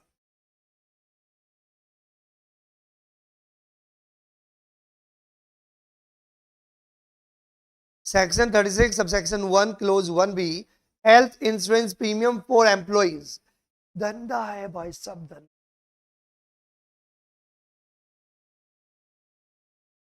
एम्प्लॉय को जो हेल्थ इंश्योरेंस प्रीमियम मिल रहा है वो एक अलग है, वो एम्प्लॉय के लिए देखना पड़ेगा। लेकिन एम्प्लॉयर के लिए तो खर्चा ही है ना, क्योंकि आपको पता है कि एम्प्लॉयर को बहुत सारी परक्विजिट देने पड़ते हैं जिससे कि एम्प्लॉय रिटेन रहे। तो एम्प्लॉयर ने एम्प्लॉइज के लिए यदि मेडिकल इंश्योरेंस प्रीमियम पे किया तो एम्प्लॉयर के लिए खर्चा है, बिजनेस का ही खर्चा है, पर्सनल थोड़ी है। पर्सनल है बेटा ये। तो आपने अपने जितने भी एम्प्लॉइज है उन सबका आपने मेडिकल इंश्योरेंस प्रीमियम पे कर दिया, तो जितना भी आपने मेडिकल इंश्योरेंस प्रीमियम पे किया आपको 100% डिडक्शन मिल जाएगा। और यहाँ पे जो बात याद रखनी है वो क्या? केस में नहीं होना चाहिए।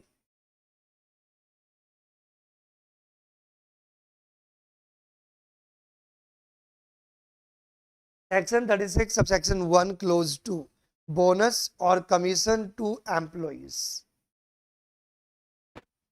यदि कोई भी एम्प्लॉयर अपने एम्प्लॉइज को यदि कोई भी बोनस या कमीशन देता है, चाहे वो पेमेंट ऑफ बोनस एक्ट 1965 के अकॉर्डिंग हो या उससे ज्यादा हो, उससे कोई इफेक्ट नहीं पड़ता, क्योंकि ये भी सब एम्प्लॉइज को रिटेन करने के लिए होती है। क्योंकि अच्छे एम्प्लॉइज को कौन छोड़ के जाने देगा?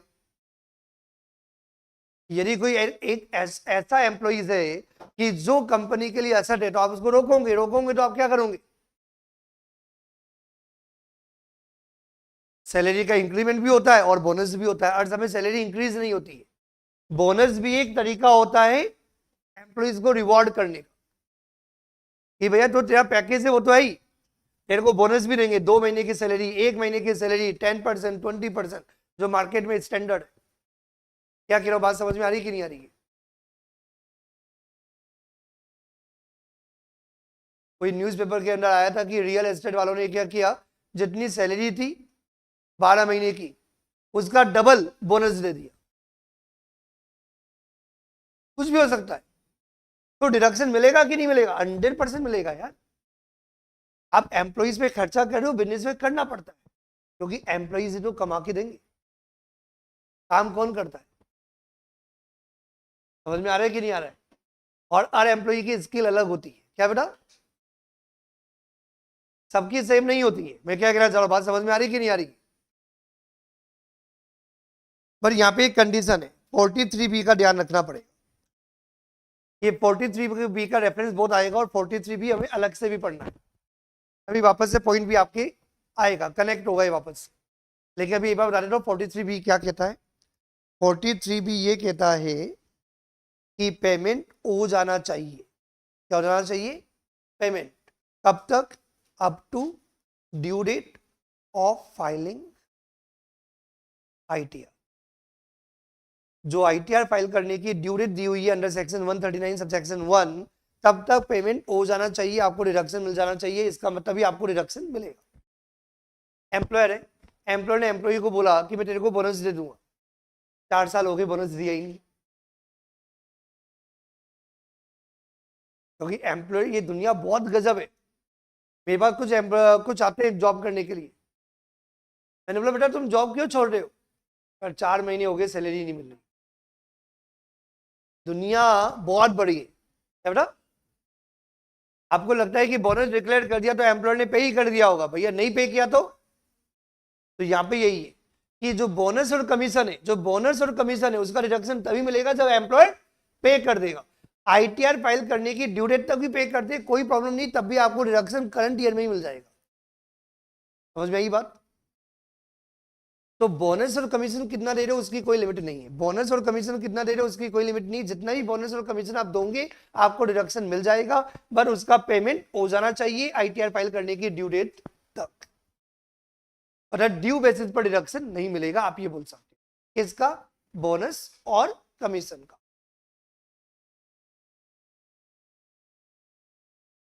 क्या हुआ बेटा?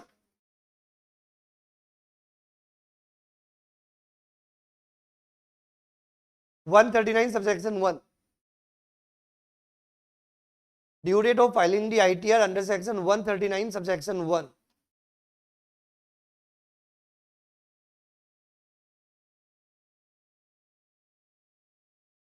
वापस से रिपीट कर देता हूं, सेक्शन 36 सेक्शन 1 क्लोज टू क्या कहता है एवरीवन? बोनस और कमीशन टू एम्प्लॉइज। यदि कोई भी एम्प्लॉयर, आपको एम्प्लॉयर के एंगल से बात करनी है चैप्टर के अंदर, मैंने पहले ही बोला था आपको बिजनेसमैन बनना पड़ेगा। तो यदि बिजनेसमैन जो भी उसकी एम्प्लॉइज वर्कर्स हैं, उन एम्प्लॉइज और वर्कर्स को बोनस और कमीशन डिक्लेयर किया, तो जितना भी आपने बोनस और कमीशन डिक्लेयर किया पूरा डिडक्शन मिलेगा, बट पेमेंट हो जाना चाहिए।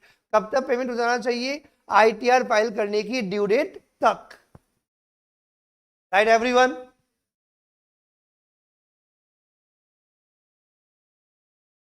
कितने पॉइंट हो गए अपने बेटा? कितने पॉइंट हो गए? 1 2 3। सेक्शन 36 से 3 पॉइंट हो गए। सेक्शन 36 में 4th पॉइंट,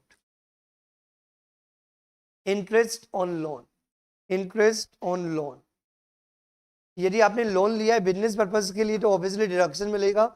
और यदि पर्सनल पर्पज के लिए यदि आपने कोई लोन ले रखा है तो उसका जो भी इंटरेस्ट ऑन लोन होगा उसका डिडक्शन नहीं मिलेगा। बिजनेस में कैसे मिलेगा भैया?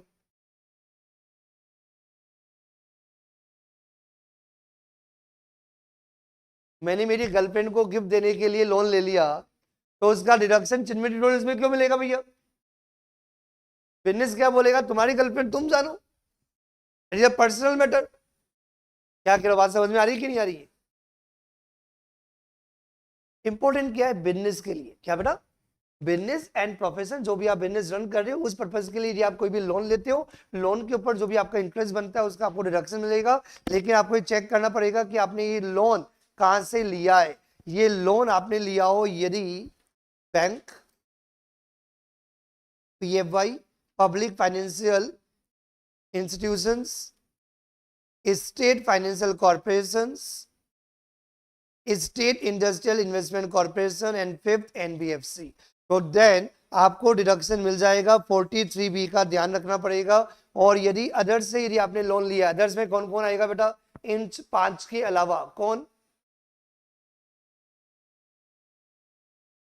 पापा, mummy, brother, sisters, relatives, non, unknown, कोई भी, लेकिन इन 5 पर्सन के अलावा, किन के अलावा, यदि आपने bank, PFI, state financial corporation, state industrial investment corporation और एनबीएफसी से यदि आपने लोन लिया है तो इंटरेस्ट का डिडक्शन तभी मिलेगा जब 43B का ध्यान रखोगे। और 43B क्या बोलता है, पेमेंट हो जाना चाहिए। क्या बोलता है 43B, किसका पेमेंट, इंटरेस्ट का पेमेंट। तो यदि आपने इंटरेस्ट पे कर दिया हो आईटीआर फाइल करने की ड्यू डेट तक, तभी आपको क्या होगा, डिडक्शन करंट ईयर में मिलेगा। इसके अलावा मतलब आपने किसी और से बिजनेस के लिए लोन लिया हो, आपने पापा से लोन लिया हो, मम्मी से लोन लिया हो, गर्लफ्रेंड से लोन लिया हो, बॉयफ्रेंड से लोन लिया हो, दुश्मन से लोन लिया हो, अपने नेबर से लोन लिया हो, आपने किसी से भी लोन लिया हो, तो उस लोन के ऊपर इंटरेस्ट का डिडक्शन हमेशा मिलेगा। यहाँ पे 43B क्या बेटा,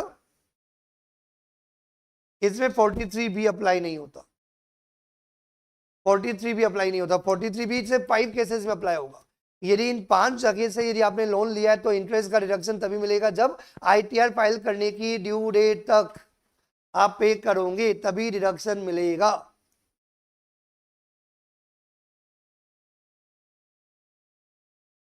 समझ में आ रहा है एवरीवन? कितने पॉइंट हो गए जल्दी बताओ। Now we come to the point number 5। किसी को पता है जीरो कूपन बॉन्ड्स, शायद आइडिया है किसी को पता है, ये जीरो होता है, जीरो होता है मतलब इस पे कोई इंटरेस्ट रेट नहीं होता। कभी आपने नाम सुना है 10% डिबेंचर? जिससे पूछो ओनली वही, मुझे पता चले तुम लोगों का लेवल क्या है। प्यारा बच्चा गुड मॉर्निंग। 10% डिबेंचर, तो कंपनी का टोटल 10% हो उसको बोलते हैं 10% डिबेंचर। 10% डिबेंचर का मतलब क्या है बेटा, 10% DEBNTURE। 10% डिबेंचर, मेरा मजाक करता है तो तेज बोलो, ये नहीं बताएंगे बेटा, आगे देखो तुम तीनों।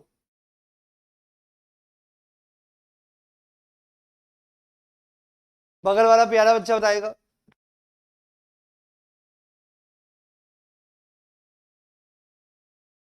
यस, 10% डिबेंचर मतलब इंटरेस्ट का रेट 10% है।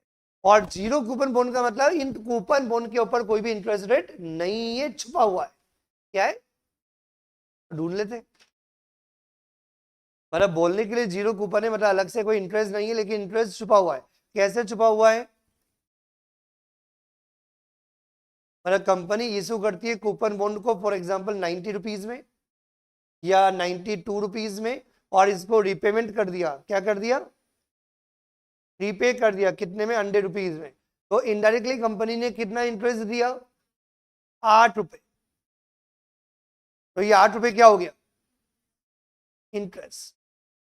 और ये आपको क्या करना है, मंथली चार्ज करना है। क्या करना है,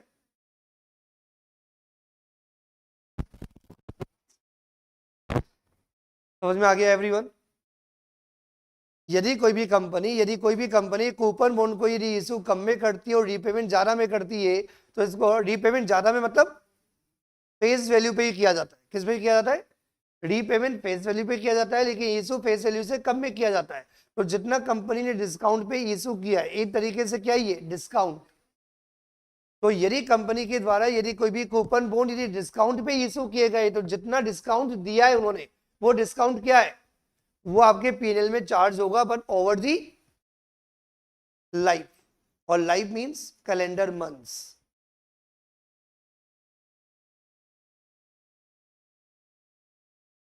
नहीं समझ में आया?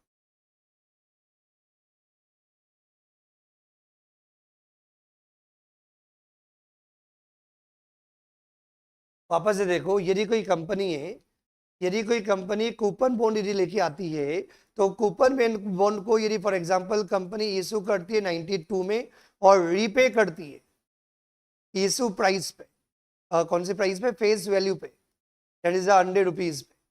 तो कंपनी कितना डिस्काउंट लेके आई, 8 रुपए का। तो ये जो 8 रुपए का जो डिस्काउंट है on the issue of coupon bond, ये क्या किया जाएगा, ये 1 ईयर में अमोटाइज नहीं किया जाएगा, ये आपको अमोटाइज करना होगा, पीएनएल में चार्ज करना होगा ओवर दी लाइफ। किसकी लाइफ, जीरो कूपन बॉन्ड की life, may be 2 years, may be 3 years. तो ये 2 साल, 3 साल, 1.5 साल या 8 महीने, इस सबको किस में करना है आपको, मंथ्स में। जैसे मैंने बोला यदि कूपन बॉन्ड की लाइफ 3 साल है तो कितने मंथ्स हो गई, 36 मंथ। 1.5 साल है तो 18 महीने, 9 महीने है तो 9 महीने। समझ में आ गई बात बताओ। तो जितना भी लाइफ है उतने मंथ्स के अंदर आपको क्या करना होगा, डिवाइड करना होगा। और यदि कोई कैलेंडर पूरा महीने का नहीं हो, पार्ट ऑफ दी मंथ हो, तो आप क्या करोगे, पार्ट ऑफ मंथ को भी आप क्या करना, उसको भी मॉडिफाई कर लेना। किसके अंदर, मंथ के अंदर।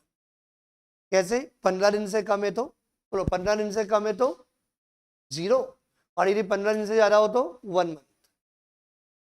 जैसे फॉर एग्जांपल 4 महीने 10 दिन है तो 4 महीने काउंट किया जाएगा, 4 महीने 18 दिन है, 5 महीने।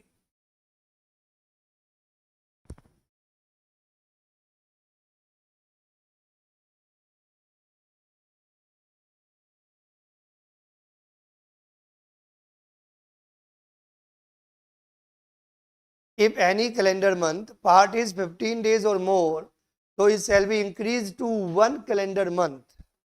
If such part is less than 15 days, it shall be ignored.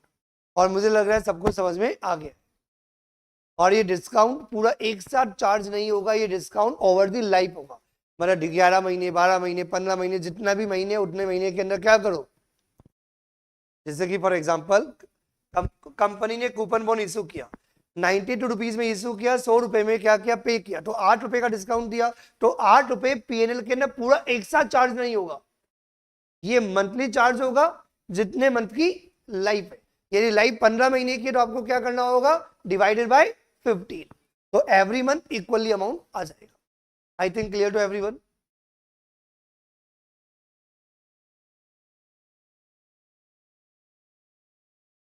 ये भी सिंपल सा है। कितने पॉइंट हो गए अपने, ये पूरा कर लेते हैं सेक्शन 36।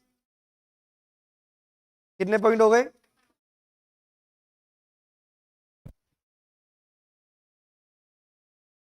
Point number 6। इसमें भी कुछ नहीं है, रीड करना ये भी आपको।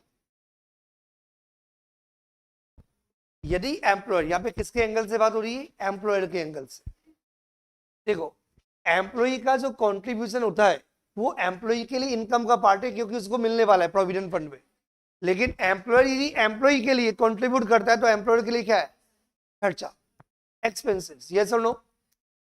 एम्प्लॉयर एम्प्लॉय के प्रोविडेंट फंड के लिए, चाहे वो प्रोविडेंट फंड किसी भी टाइप का हो, बात अलग है, लेकिन एम्प्लॉयर एम्प्लॉय के प्रोविडेंट फंड के लिए जो अमाउंट यदि पे करेगा तो एम्प्लॉयर के एंगल से तो क्या है, खर्चा है, तो खर्चों का रिडक्शन मिलेगा। यस, लेकिन ये देखना पड़ेगा कि कौन सा प्रोविडेंट फंड है।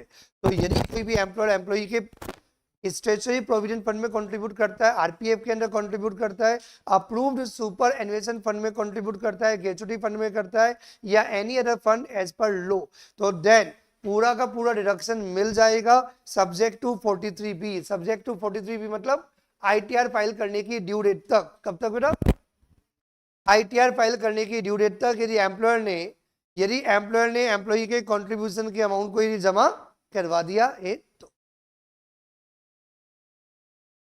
तो क्या होगा, डिडक्शन मिल जाएगा, डिडक्शन मिल जाएगा। तो employer contribution for the benefit of employ, तो स्टैट्यूटरी प्रोविडेंट फंड या आरपीएफ या SF, approved superannuation fund या अप्रूव्ड ग्रेचुटी फंड या any other fund as per law, तो देन पूरा का पूरा अमाउंट जो भी आपने एम्प्लॉयर के बेनिफिट के लिए अमाउंट कंट्रीब्यूट कर रहे हो, डिडक्शन मिल जाएगा यदि आपने एक्चुअली पे किया है तो। कौन कौन से फंड का नहीं मिलेगा, यदि एम्प्लॉयर एम्प्लॉइज के unrecognised provident fund, unapproved superannuation fund या अनअप्रूव्ड ग्रेचुटी फंड या एनी अदर फंड में कोई भी अमाउंट एम्प्लॉय के बेनिफिट के लिए यदि पे करता है तो डिडक्शन नहीं मिलेगा। डिडक्शन, टाइम तो है,